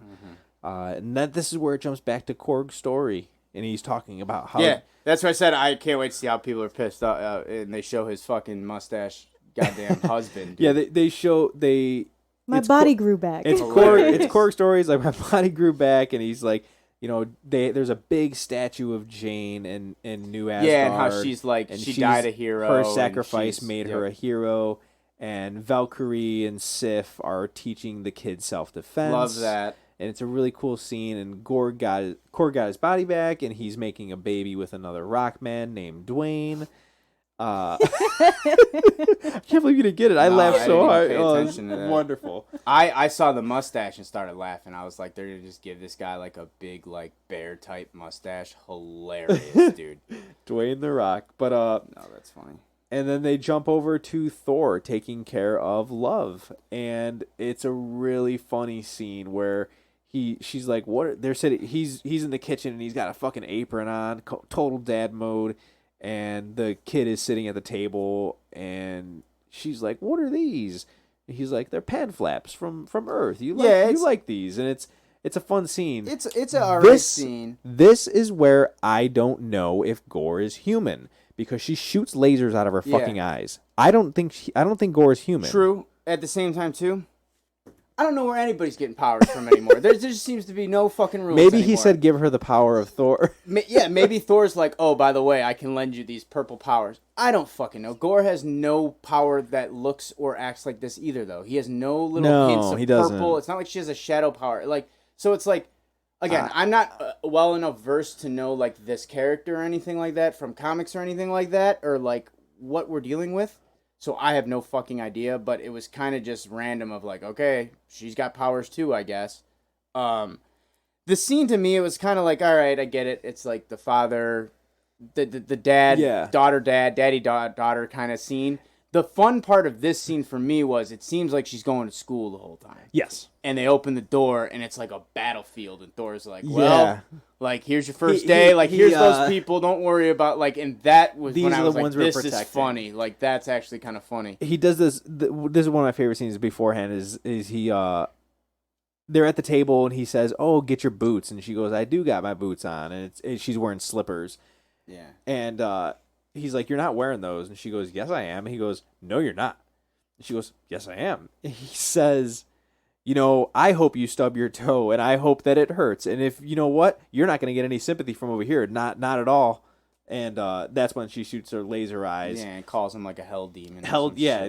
Yes. It's really, like, aggressive out of nowhere. I was like, holy shit, okay. And then they're, like you said, it seems like they're getting ready for school, because he's lacing up her actual boots, and he says, my mother always told me to make sure that if there's anyone getting picked on, or if there's anyone alone, you go talk to them, which I was like, oh, what a lovely message. Like, and more importantly, have fun. Yes. Like, yeah. And then they open the door and they see these two sides. He goes, you see those aliens over there? Yeah, those really nice looking ones? He goes, yes, those are the ones we have to protect. And he summons fucking Stormbreaker and gives her Stormbreaker. But before that, he goes, oh, where's Mjolnir? And she says, he's over there in his bed.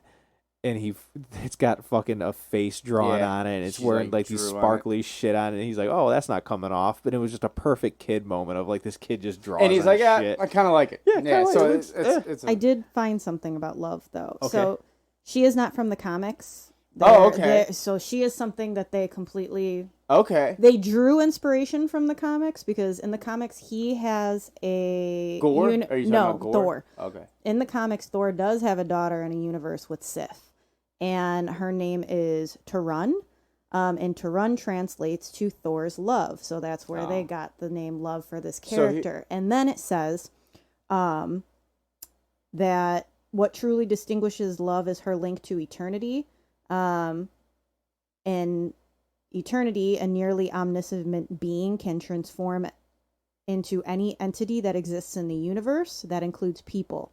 Considering Love didn't have powers before being reborn, her creation at the wells of eternity It's like suggests that like the cosmic created being out of a god. recreated Yeah. her and added a touch of themselves within her. That I can buy. I'm cool with that. But now I really want to know in the comics, what the fuck is Gore doing if he doesn't have a daughter that he's trying to save? Like, what kind of crazy supervillain ending did we get robbed of? Because I feel like in the comics, he probably goes and kills 1,000 gods, and it comes down to him and Thor having to duke it out, and Thor probably puts an ass whooping on him. Why couldn't we get this? This is my other note. Like, and I get Because we would have get love then. correct, and I get like if you're like a parent, family, kids, and all that, awesome and all that. But at the end of the day, when this was like the last scene, I had the initial gut reaction of like, I just watched a 2-hour movie to find out how Thor became an uncle. I didn't read it, but it does. Screen Rant has an article that says Gore's comic backstory compared to the movie. So We'll look that up later. I'm gonna have to look that up just because I'm interested now that you I say will the put love it in thing. the group text. Now that you say that, like I'm just interested because again, like I said, I like the movie and all that, but like I just felt like there was an initial gut reaction to me that was like, all right, this whole thing was just so we could figure out like how now why Thor's an uncle. So the next time we see him and he's running around with like or a dad or whatever you want to call him, you know, I just felt a little like He's a dad role. okay, well. All right, I guess, you know, like it's just a little weird. Again, it's fun and it's cute and all that, but it just for me, like story wise and bigger picture and all that, I was just kind of like, I can see that. it's kind of a strange ending. So they open the door, they see these two sides, and they decide that they're gonna run at. They gotta protect them. And while they're running, they turn in, or Thor gets his suit. He turns his suit on, and the background audio or the background narration of Korg. He says, wherever they go, they're known as Love and Thunder. They said it. And it was Oh, don't roll your fucking eyes. It was fucking great, dude. They said it. Oh, okay. I thought you were rolling your eyes when you said it. Well, either way, I don't great. necessarily care for those moments. Oh, I so. loved it. Well, that's I fine. That loved. makes I was sense. in love with it. I was like, fuck. It's been I'm staring at you right in the eye the entire time. You're like, I was in love with that part. I thought it was fantastic. I told Maddie that when he was talking about Jane's catchphrase, I'm like, that's my personal take as to what she whispered in his ear, because she at that point already knew that he was going to be taking care of her. Yeah. No, I mean that's But I she can didn't see know how the people na- like it. She For didn't know me, the name that's was a little Love, though. too fucking. I don't know. She didn't know I'd the have name to go. was Love. I would have to go back and pay attention that if Christian Bale said the words "my love," you know. I don't mind when you say movie titles in movies when it's sneakily and shit like that. When you start and end with it, that's where I'm like, oh. But again, They didn't you start loved with it though. No, but they ended They with ended this with is it. Love I and got Thunder. I'm start saying, or yeah, end. I like there's gotcha. movies I that gotcha. like first 5 minutes they're like, this is, you know. But again, you liked it. I'm glad. That's fine. This movie fell apart for me the last like. After the credit scene? No. Like okay. once they got like into eternity. That's Okay. where like I was. There's things I had issues with and all that, but like story. You wanted the bad guy. I wanted Yeah. the bad guy, and like then ending on like the like bring your daughter to school day type thing. Like it just that's where it fell apart a little bit in the last act for me. But again, it's a fucking rom-com. Like Yeah. It was still refreshing to have something positive yeah, and that's fine. with all the other bullshit we deal with. No, and that's something. We're almost too, done with like, the movie. Yeah. So now there's we two get- credit scenes. Yep. So there's a mid-credit scene, and it's Zeus, and he's alive, and that's why Which I did was air quotes fucking earlier. I was weird. like, so there's no fucking loss in this movie. Zeus is back alive. Just got It's a like- hole in his It's chest. welded, like it's Yeah. starting to get like welded together. It was, and then yeah, he's He- just like he's talking shit. He's monologuing about like how the gods need respect and Yeah. Thor's the issue of this. People and that, believe in and- superheroes now. Yeah, oh yeah, he's really instead. pissed Yeah. about superheroes Yeah. and all that shit. So he mentions that, that's why I'm going to send you to go whoop his ass, And they basically. And he's like, that's why I'm sending pull you it. my son Hercules. Yeah. And it's so's Hercules. And it's played by a man named Brett Goldstein. Never who seen that guy before. Apparently he's in the show Ted Lasso, and people love him. Yeah. People are going crazy about Yeah, it. no, They yeah. love it. I'm like, oh, fuck, I I've don't know never anything seen about him. him. Dude, no, So I saw one look at him, and I told Maddie, I'm like, he looks like a hairy version of the Deep from The Boys, and I'm like, I'm not into it. But people are going crazy about it. and Yeah, I then don't really care. There's It's one cool. more. Then there's one more after credit scene, and it's This one kinda Jane. pissed me off. It pissed me off for sure.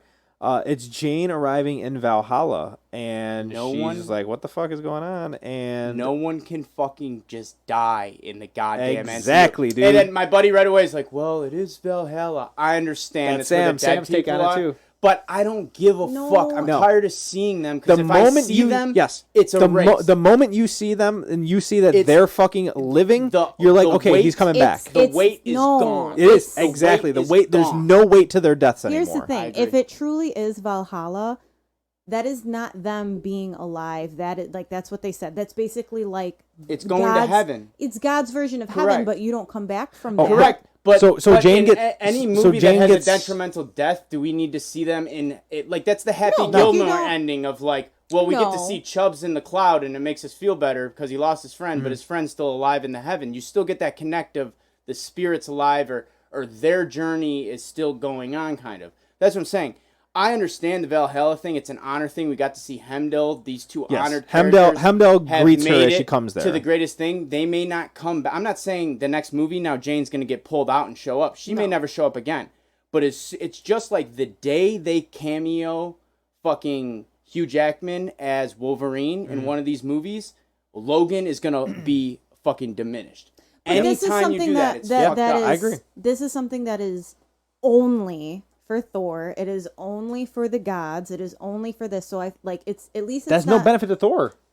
I'm just saying it's not something that I know what you're saying. pull You just said other it's only for Thor. Motherfucker, I'm talking. It's not something that you can pull other people that have died in the other movies into. So it's not like you're gonna fucking Tony but you're again. taking It's you're, not like yeah, you're but you're gonna- taking the biggest death in this universe that matters to Thor, Natalie Portman, and you're diminishing it by giving it that happy like the happy spin of because it's she fucking because she bullshit. had his powers, she is now honored by being considered a god. She died So in war. She died in battle. Yeah, so she gets to go to. Yeah, which is again that's fine, and they raised a statue because of that. Do I need to see her go into the gates? No, because again, it's like, will she ever show up? Probably not. But again, I think she once will. That's the problem, is she can, because now we've seen her Yes. live in somewhere, and we've seen Valhalla is this place. It's not just heaven that's talked about that these people can go to once Yes. that's gone. We've seen it now. Yes, and I've done my So, research on. I agree. I had After a the fucking movie, issue after with my that. after watching the movie, I did my research, and there is a storyline where fucking Thor can bring somebody back to life. And the moment that I read that, I was like, she's fucking coming back. And there's people that are like, it's Natalie Portman, she ain't coming back. I'm like, Natalie Portman was supposed to come back after this fucking second movie, but she did. I'm like, she is coming back. I'm telling you. And if Idris Elba comes back, it negates what fucking happened in Endgame too. That was such a sad fuck. It wasn't a sad death, but I don't it was, think they it was would a do big that. fucking deal. I don't think they would do that with Idris Elba, especially now that they introduced his son and his son is learning those powers. So Why you're the admitting, fuck would so they you're do admitting that? that they bring Natalie Portman back? Then? No, I don't think they would do that either. Then don't say that they wouldn't do that with Idris Elba. Just say they do.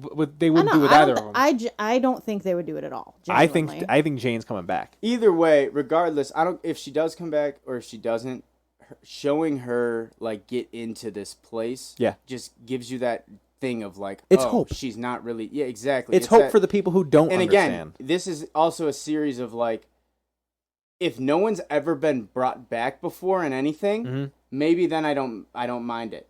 But we're talking about anybody that's pretty much any died with significance has been like reversed back into being alive or saved. Except for Black or Widow others. and Tony.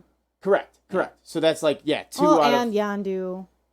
Yeah. Trying to think. But Yondu's still- like second tier. But like that's what I'm to saying. theirs. But I like fucking love still, but Yondu, think right? of He's how not many top people. tier, though. But think of how many people like have died or done some things who are supposed to be dead that have come Done- back or worked their fuck. Hey correct. guys, I'm back. You know what I mean? So it's just Loki. Loki. Yeah, correct. And that's like the joke of Loki. It's like they've written Oh, into yeah, his you're character finally now. died Yeah, now, okay. exactly. So But no, like, he was officially dead in fucking Infinity War, and then Endgame is like, oh shit, he's back, but from a Correct. different universe, but he's That- back. they did. The way they do that is actually awesome, though. How they Oh no, reverse- absolutely. reverse I shoot agree. everything. That I'm was- I not fucking love denying that, but yeah, it's again. I did not like that. it takes final that death. scene, It 'cause I takes was that just death like, away. It takes the weight of that death away because MCU he's just actually back. is they don't have the balls to fully kill like just someone straight up anymore. And I agree because technically, the only if we're gonna do air quotes that Jane is dead, the only death in this movie is Gore. Yeah, He's the only one that dies, Yeah, other than Rapu and the other gods. And but they're like not characters the of Asgard weight. City. They're not a main. Yeah, no, 100%. Citizen. But I Gore is I the agree with you only 100%. death in this fucking movie, and I got a problem with that. Me too. There needs to be fucking loss to these characters. There needs to be. I think Valkyrie should have died. I think I would have hated to see it because I like Valkyrie, but I think Valkyrie should have died because it would have gave New Asgard the loss. It would have given maybe Thor's going to To be step up honest- and go back to being king.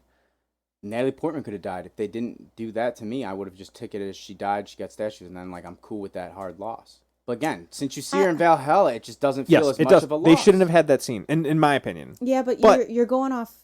You got to read the tone of the whole movie. It's been a happy. This is just going to be a good ride for everybody to enjoy. Although, yes, in the grand scheme of things, MCU needs deaths, but this is not that movie to do it in. What they should have done it in is in Multiverse of Madness. Like, I want to know that Wanda's fucking dead. Like, I don't believe she's dead because of what they did in that. No, That's she's not bullshit. dead. Like, There's no way she's and dead. They're saving her from when they finally get X-Men rights. and it's Oh, yeah. like shit like that. This was just not going to be the movie to give you that kind of loss. That's not the tone. Well, something I also But did you like also so. got it. You got to have some kind of loss and stakes to make the movie impactful in some way, or else it's Yeah. just some little fucking Well, story that's actually not inconsequential. even the very last thing that shows up on the screen. Because the last thing that shows up on the screen, God damn, I'm getting fun crazy over here. The very Pen, dude. It's locked. the very last scene the very last thing that shows up on the screen is Thor will return. Yes, of And course. I thought it was vague as fuck because Jane is considered Thor. So I'm taking that as you're not talking about my fucking the man Thor. You're talking about Lady Thor. Mighty Thor. And it's a possibility that they are mentioning that. They just fucking hiding it from us. And I don't like it because it makes me think that they're bringing Jane. They- I'm not fighting Yes, you on this but one, man. the- I feel you on this. Dude. Yes, but at the same time, I can see that tying into the movie began with him being a part of Guardians of the Galaxy, and they end the Guardian of the Galaxy movies with the Guardians will return. So I thought Every Marvel movie has a someone will return. Yeah, no. So I didn't read as much into it as you did, but I I read can into it see, like that. exactly. But yeah, every Marvel one does that. But Mm-hmm. that's fair. Like I said, And that's the end of the movie. yeah. and then we left. Yeah. My biggest issue with this movie is the body count. It's fair. There's issues that we have, Mine's in VFX. the same way. Is like my biggest issue is like they again ruined like their supervillain shot. They had a Yeah. supervillain until the last 15 minutes, and then he's not a villain anymore, and he's this good guy, and blah blah blah blah blah. So like that's my big thing. So they kind of go, I feel, kind of hand in hand because again they kill the bad guy who has like the redeeming moment and kind of doesn't save the day because it didn't do shit for Thor really, but like he doesn't kill all the gods. You know what I mean? Like Yeah. Say body count, and I wanted more Gore the God Butcher is what I I wanted. agree. I totally agree with that. I totally agree with that. So I Maybe that was like one of the things I have expectations in Um, changing anything, and that would be a Butcher flashback is alongside the romantic comedy flashback, like a little bit of something to show him. I mean, Yeah. not give a exactly fuck. because Korg was narrating it and Korg wouldn't know it, but I would want something. but to some something degree. esque of it to be like, Yes. So, when do you think we'll see Thor again? Is it going to be in a side movie, or is it going to be in a part 5, or do you think it's going to be in mixed in Valhalla. with something else? Oh yeah. I don't. Because Thor will return is what it said. I'm thinking we're going to get a Thor You'll get 5, and I'm completely cool with it being the type of movie. You might get Thor in the new Guardians. You might get a Thor cameo in the new Guardians. I'm cool with that. That wouldn't I surprise would like me. to see some. Depending on where they pick that up and all that, because like they had the Guardians in the beginning of this, they could easily start the Guardians movie with like Thor, or Thor showing up at some point. So I think that would probably be the best bet. I do think they'll probably make another Thor movie. I don't know if it's coming soon though. Probably not. No. I think it's gonna I mean, be a unless he's going to while. release that. I mean, Marvel does have a panel at San Diego Comic-Con this year, so they're going to be And releasing some I will shit. say, Chris Hemsworth has been starting to book other things. Okay. And that's usually a sign that they're not. I mean, he's especially- gonna. I'm pretty sure he's gonna be getting a big opening here for a little while. Well, that's what I'm saying, because he's playing Immortal Joe in the new Yeah. Mad Max movie. He's playing young Immortal Joe. yeah. And did, so, you, like, did you see the set photo of him? Mhm, yeah. Looked interesting. Yeah, he looks like kind of like a young Immortal Joe, to be honest, without all the like crazy face shit. I love Mad Max Fury Road, so that's another I love it conversation. too. So, I'd be really I'd yeah, be down for I don't know. see like a Logan type thing where it's like Logan and the kid or whatever the fuck. that's the thing is like that's what's I'm more cool with interesting it. to me is like And it's how gonna you gonna sell tag tickets. around this. It's gonna kid. sell Well, that tickets, I'm yeah. not worried about. Any Marvel movie that comes out is gonna sell tickets. Yeah, and but I that's think why it's I'm gotta over have that more of kind a thing. kid friendly thing, Correct, like like- this one did. Yeah, so I don't know. It's In reality, I think the biggest thing that hurt this, other than like we have our problems, but I think my expectations mine were pretty high too. is what fucked this movie for me. I will say this: my expectations dropped like probably a month before because I was just like, I need to cool this down because it is a Marvel movie, and I had a feeling it was gonna be a comedy, which I was fine with. But I just know that like comedies are hard to hit and become like, oh, this is a fantastic fucking movie. It's hard to do a comedy. Who's your MVP of this movie? Who's your favorite character or actor? Oh well, I mean, talking acting, there wasn't even a competition. Like I said, I fully like can see when Bale. Christian Bale is on the screen, he dominates everybody in that screen with him. No one can I mean, touch him. the scene where he's in And the he's not even doing anything crazy. I'm not saying Christian Bale No. needs to win an Oscar. I'm not saying that at all. I'm saying you put him in a room with 4 other professional actors that are very, very awesome at their roles. It was like night and day watching them versus him. yeah. To me, at least. Say this- Character though, Korg. Like again, since he's been in, he's the best thing that's happened to Thor to me. He's fucking next great. to actor Matt Damon. Actor Matt Damon, yeah. I love that. Chris Hemsworth's younger brother plays him too. Yeah, This it's is like hilarious. Luke That's what I'm saying. Hemsworth It's is hilarious. so good. I think it's actually their older brother, isn't it? I think it's the older. It's the yes. oldest. Oh, okay. Yeah, I think Liam's the youngest. That's so funny. But still, No, it's yeah, I hilarious. agree. Like Christian Bale is the top actor in this movie. Yeah, it's not I even love close. the scene where he's kind of making him like summon Stormbreaker, like bring it back that's or I'm what's gonna up. kill them. When he gets And them then all when tied he- up and he goes through each of their psyches and is just picking them all Yeah. apart, it's you're giving Christian Bale 5 minutes to monologue. It's Yep. going to be one of the best parts of the movie. It's how it is. Yeah, dude. for sure. Where I'm gonna ask this for every single Marvel movie. Mhm. And I told you to be ready for this. Mhm. Where would you stick a Stan Lee cameo? Oh, he's got to be in like the God place. He's got to just be a god somewhere. That was such Okay. an easy. That's 100%. I feel like where they would have threw him is like eating grapes, getting fed grapes by somebody. You know what I mean? He would've I got you. He would have just been a god at go.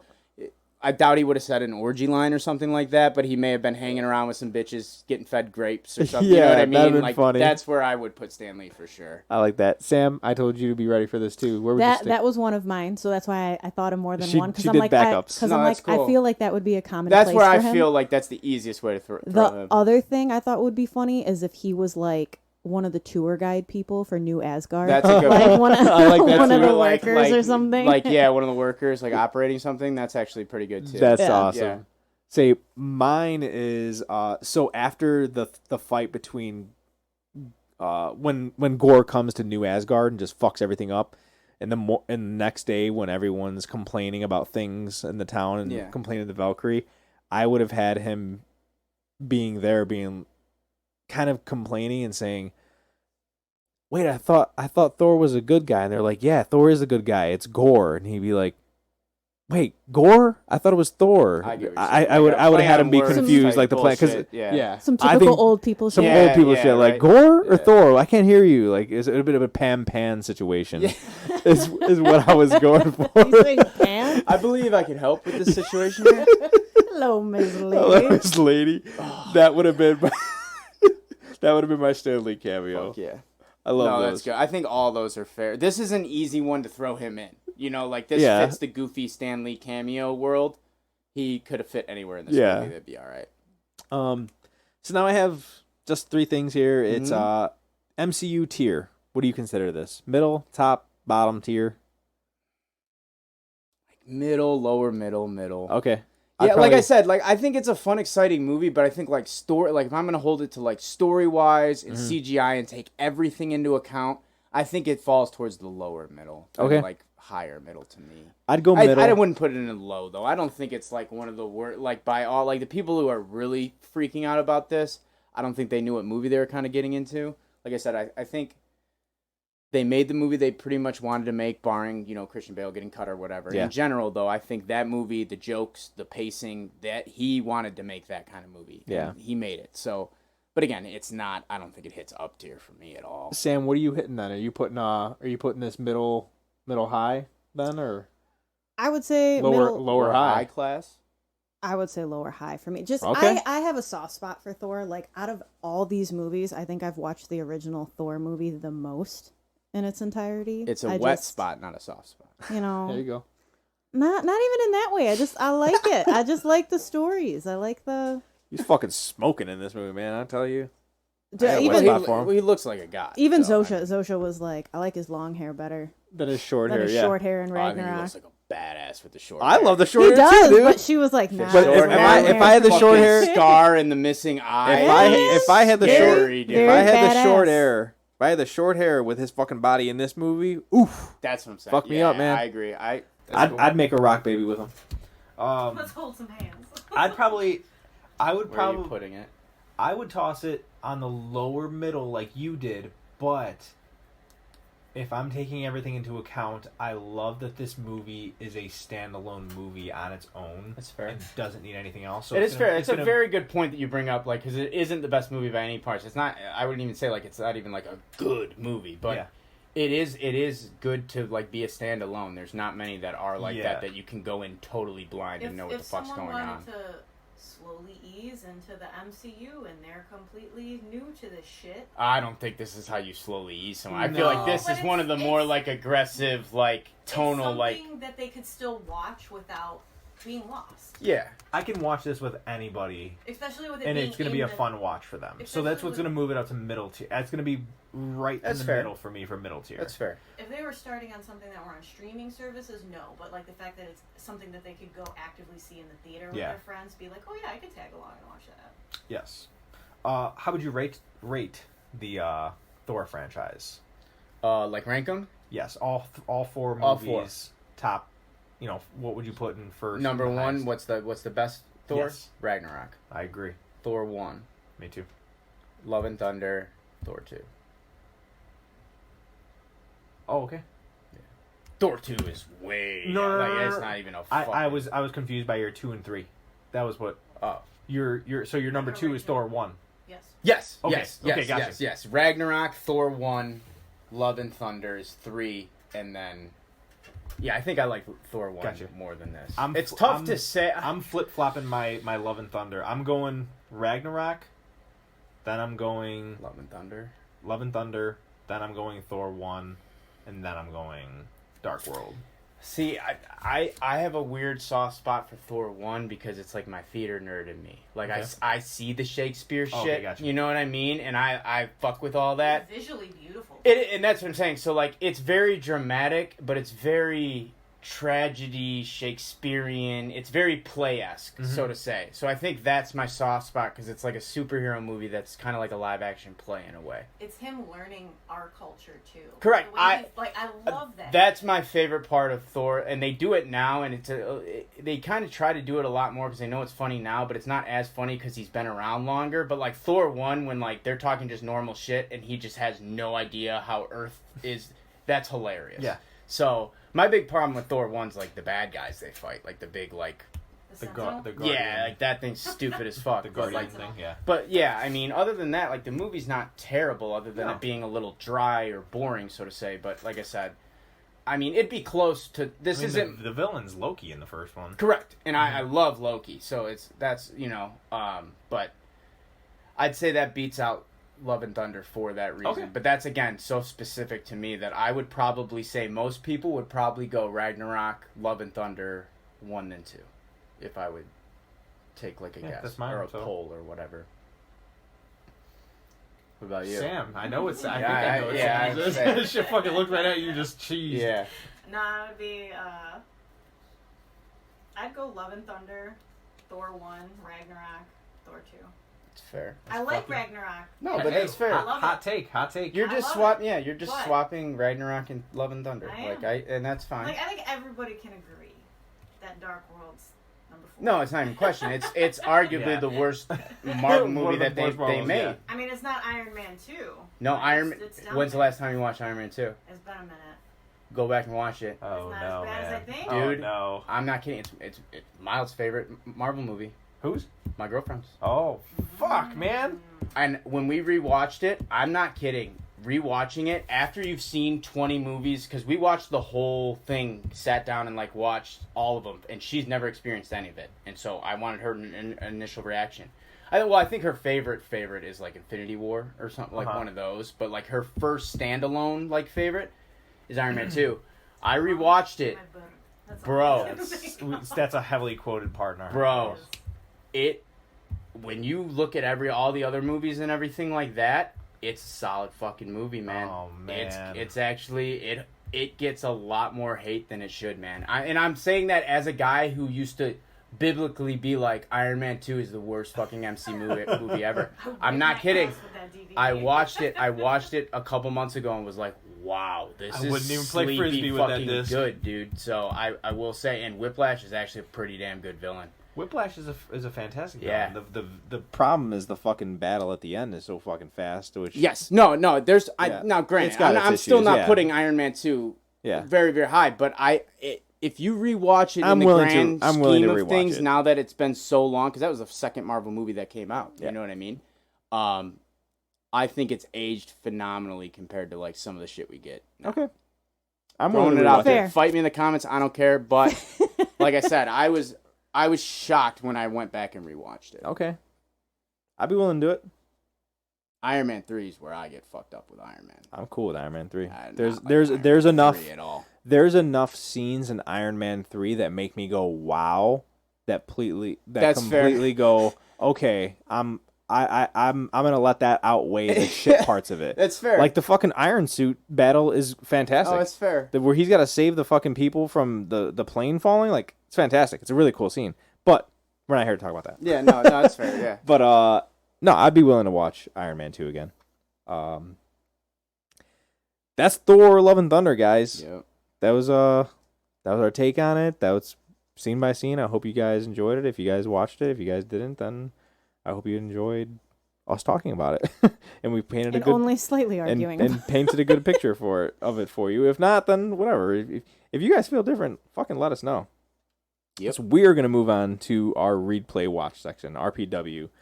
I've got two things So do I. for my read. I got a play and a watch. Wonderful. I've got two things for my read. The first thing is a new comic that came out last month, and it is called Batman Fortress. I have 2 issues here to show you. I'm gonna share with you. So this is the story of Batman Maverick, bro. So this is Batman. Yeah, this is Batman, and in Gotham and Metropolis and all over there is a blackout, and That's a cool cover. don't know why at first until you realize that there is a UFO that came down. So in the UFO, you're guessing that these fucking aliens are highly hostile, and Batman has to take care of the crime because now with, cops not being able to communicate with each other, fucking crime is going crazy in Gotham and all over the world. So Batman has to fight crime. He has to figure out what the fuck these aliens are here for. And the second issue is Batman kind of calling the Justice League, and Superman is nowhere to be found. So they got to go at this head on.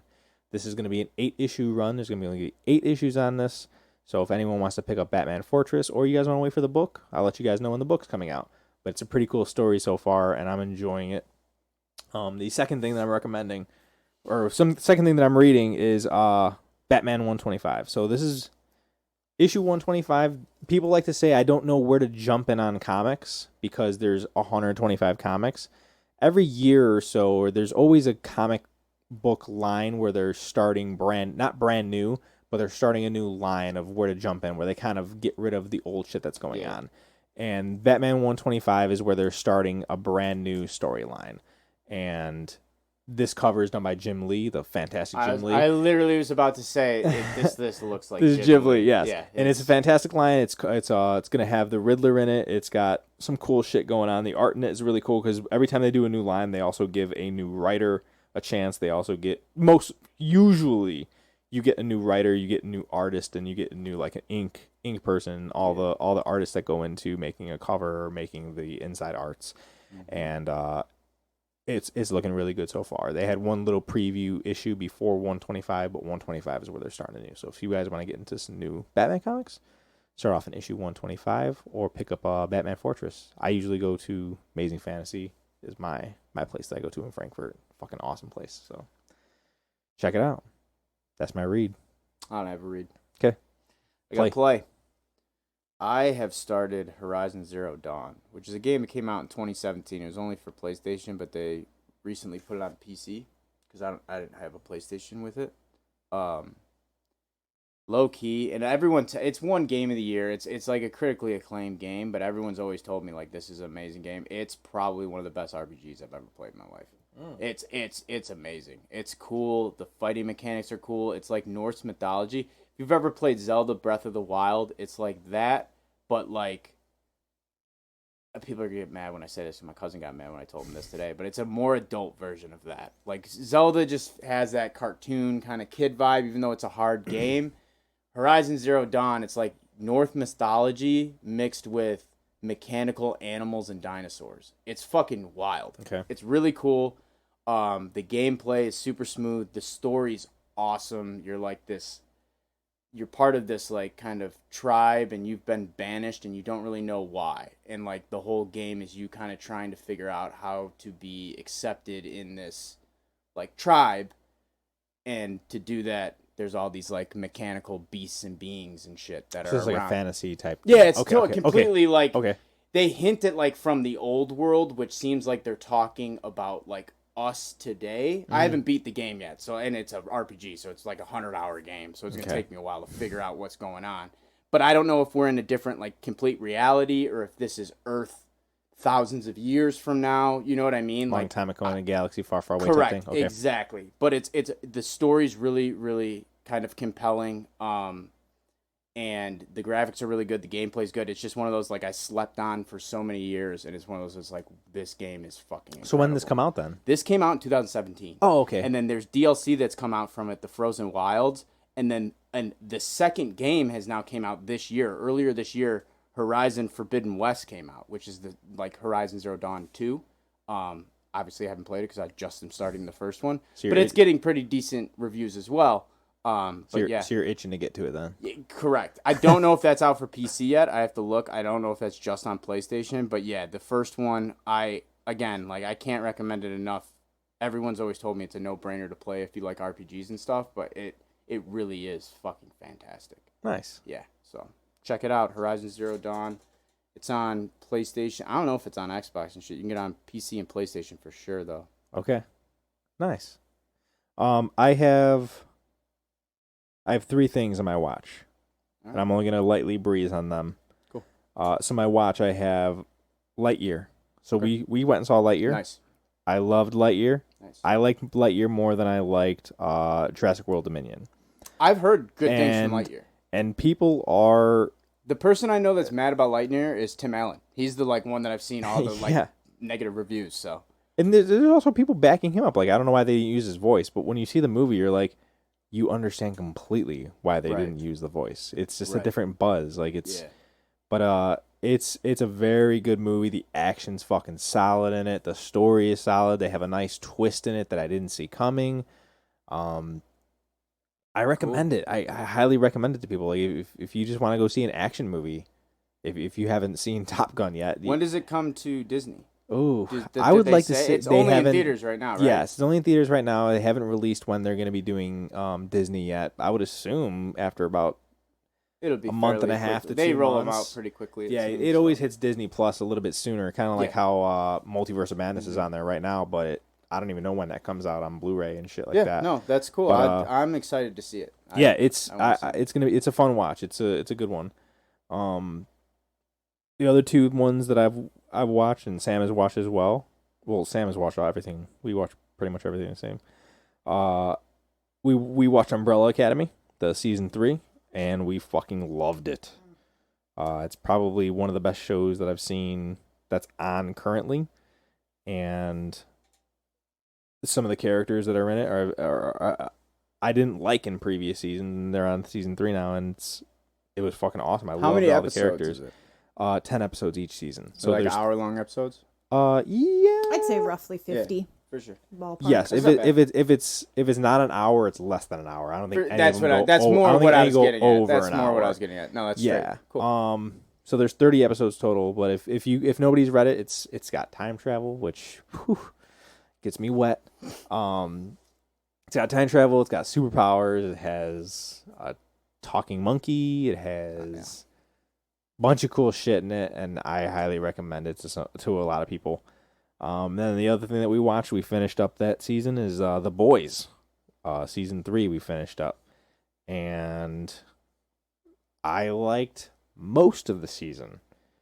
The finale is where I kind of was like, what the fuck? Kind of fell apart for me, but it was still good. So if anybody's watching The Boys, if anybody's watching Umbrella Academy, come at me. Tyler hasn't watched these yet, so I started The Boys. He started The Boys. So and Umbrella Academy is like on the list of like. I think if you watched recaps of the first 2 seasons, you'd be cool because the first 2 seasons were just aight for me. Yeah. But through season 3 was That's You the thing also is, slept through I'm- almost one of the I'm seasons. I'm so late to the don't game on take a that lot of opinion. things, Yeah. but like then I'll binge shit and like I'll be done in a day or 2. Like, Yeah. So that's the difference between me. Is like it takes me a while to get to shit, but then I'll consume Yeah. everything very quickly, and then I'll be all up to date. So, But yeah, but The Boys is what I'm focusing on, and then I'll get to Umbrella. there's no rush on that one. The Boys, no. The Boys was Yeah. one of the coolest things we watched up until the finale. The cool thing about The Boys, and I haven't watched a lot of it, but do you know the Voight Twitter account? Yeah. It tweets as if it is real, like just the Voight. And Twitter fans, the people that follow it, Mhm. when they interact with it, they act like they're living in the Boys. Like, so if you tweeted at Voight, the Voight Twitter, Vought. or Vought, Okay, yeah. whatever, you tweet at them. If you go read it, all their comments and stuff, it's people being like, I was at this protest yesterday, and they'll name something in The Boys or whatever and be like, I don't agree with how this person... It's all just like this role-playing cool. Okay. thing that they've done on Twitter. No, I never It's paid attention to it. It's really cool. Look at it. The account always is like it, which is not abnormal for an account to be in full character kind of thing, Mhm. but it's weird to see normal people that are just following this acting as if they are also in the Boys universe, just to kind of have fun on Twitter with this account that goes back with them. That's like, we're sending our PR team on that. Like, you don't speak of this. Like, it's fun. They're just having fun with their fans. Yeah. And their fans are like playing into the universe with them. Nice. So it's cool. You don't see it often. So it's really cool. Yeah, I'll look it up. Yeah. You just have to look at the not the Boys Twitter. That's like The an Vought official, one. like real Okay. one. The Vought one though, it's checkmarked and everything. It's an official one. But yeah, that's the one where they just act like this is real life going on. That's pretty cool. It's really cool. Those are my watches though. Lightyear, Umbrella Academy, The Boys. Anybody wants to talk about them? Let me know. I gotta watch. Okay, what did you watch? Part of me feels like I may have brought this up before, but it's just because I think it's like what I recommend to everyone to watch, and I watched it okay. again the other day. It's a documentary. Okay. King of Kong, Fistful of Quarters. King of Kong. Kong. Okay. Fistful of Quarters. Okay. Arguably one of the best documentaries ever made. Hmm. And it's one of those where it's critically acclaimed now too. It's like so who actually directed it was Seth Gordon, who did Four Christmases, Horrible Bosses, Identity Thief. So he's kind of got a nice little resume. Comedy resume. Yeah, he's got a nice resume. But this documentary literally follows. It's about this dude named Steve Wiebe, who he's kind of a guy who's just an average guy. He's got a wife and kids and all that, but like he's never really done anything with his life. He's always kind of fell short. You know what I mean? Like he always thought he was kind of destined for greatness, but like he was supposed to be a professional athlete and got hurt his senior year. Like that kind of shit. Okay. So he's got kids, he's going through life and all this, and he wakes up one day and decides, you know what? Fuck it. I'm gonna be the best Donkey Kong player in the world. That's what I'm gonna do. I'm gonna get the record. I'm gonna do whatever it takes to be known as the King of Kong, because no one can kind of take that from me. So it's just this like documentary of them following this guy on this like mission of like, I'm gonna make something out of myself that's really dumb because it's a video game, but like it's something I can do and I can grab. And they have this other guy who's Billy Mitchell, who's been on he was just on another podcast, shout out, pardon my take, Barstool and shit. They just had Billy Mitchell on. He's known as like one of the greatest villains of all time because he's like a video game god since he was like a kid. And the whole documentary is shot through like the view of all these video game people and like I'm saying video game, I mean like arcade, like old style arcade type games. And it's just weird to get in that world with them and like watch how they treat these people that are good at Donkey Kong like they're gods and that they walk on water. It's the most fun, like hilarious, like interesting documentary. It's so entertaining. I cannot recommend it enough. It came out in 2007. But yeah, it's like it has a feel good story kind of. It's like a really, really, really good movie, and I love it. Where can people watch that? I want to say it's not for free anywhere. Okay. That's the problem. I think you have to rent it on Prime or buy it on Okay. Prime.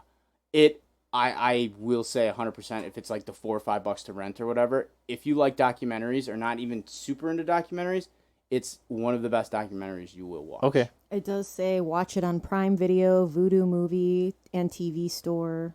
Okay. Vudu or Redbox. So There you yeah, go. it looks like you can rent or purchase Yeah, it you from can. most Yeah, I was places. gonna say I don't Nice. think it's free anywhere. Every now and then it seems to kind of get on something free for a little bit. I didn't know if it was just But- something that was so I guess I'm gonna use the word indie that you no. can't find it anywhere. No. that It's gonna like be hard to find. no, Okay. it's 2007. It's like a Super Size Me. It was Okay. like a Gotcha. legit documentary movie that went out and all that. It's just about a really like niche thing, and it's old. It's a very, very, very good watch. Okay. It's very entertaining, very funny, very drama filled. It's something different than just watching like a murder doc that's just about who killed this person. It's harmless. It's crazy to see people sabotage each other for their scores because they don't want people to buy their score. It's insane, and it's all about just Donkey Kong and middle-aged men. Nice. It's hilarious. Highly recommend it. Check it out. King of Kong, Fistful of Quarters. That's the full title. Nice. I will definitely look that up. Yeah. That's our replay watch. Hell yeah. Now we have our next episode. What do we got for the next episode, Tyler? July 18th. Stranger Things. Stranger Things. We're doing it. Specifically This newest season. newest season. Yep.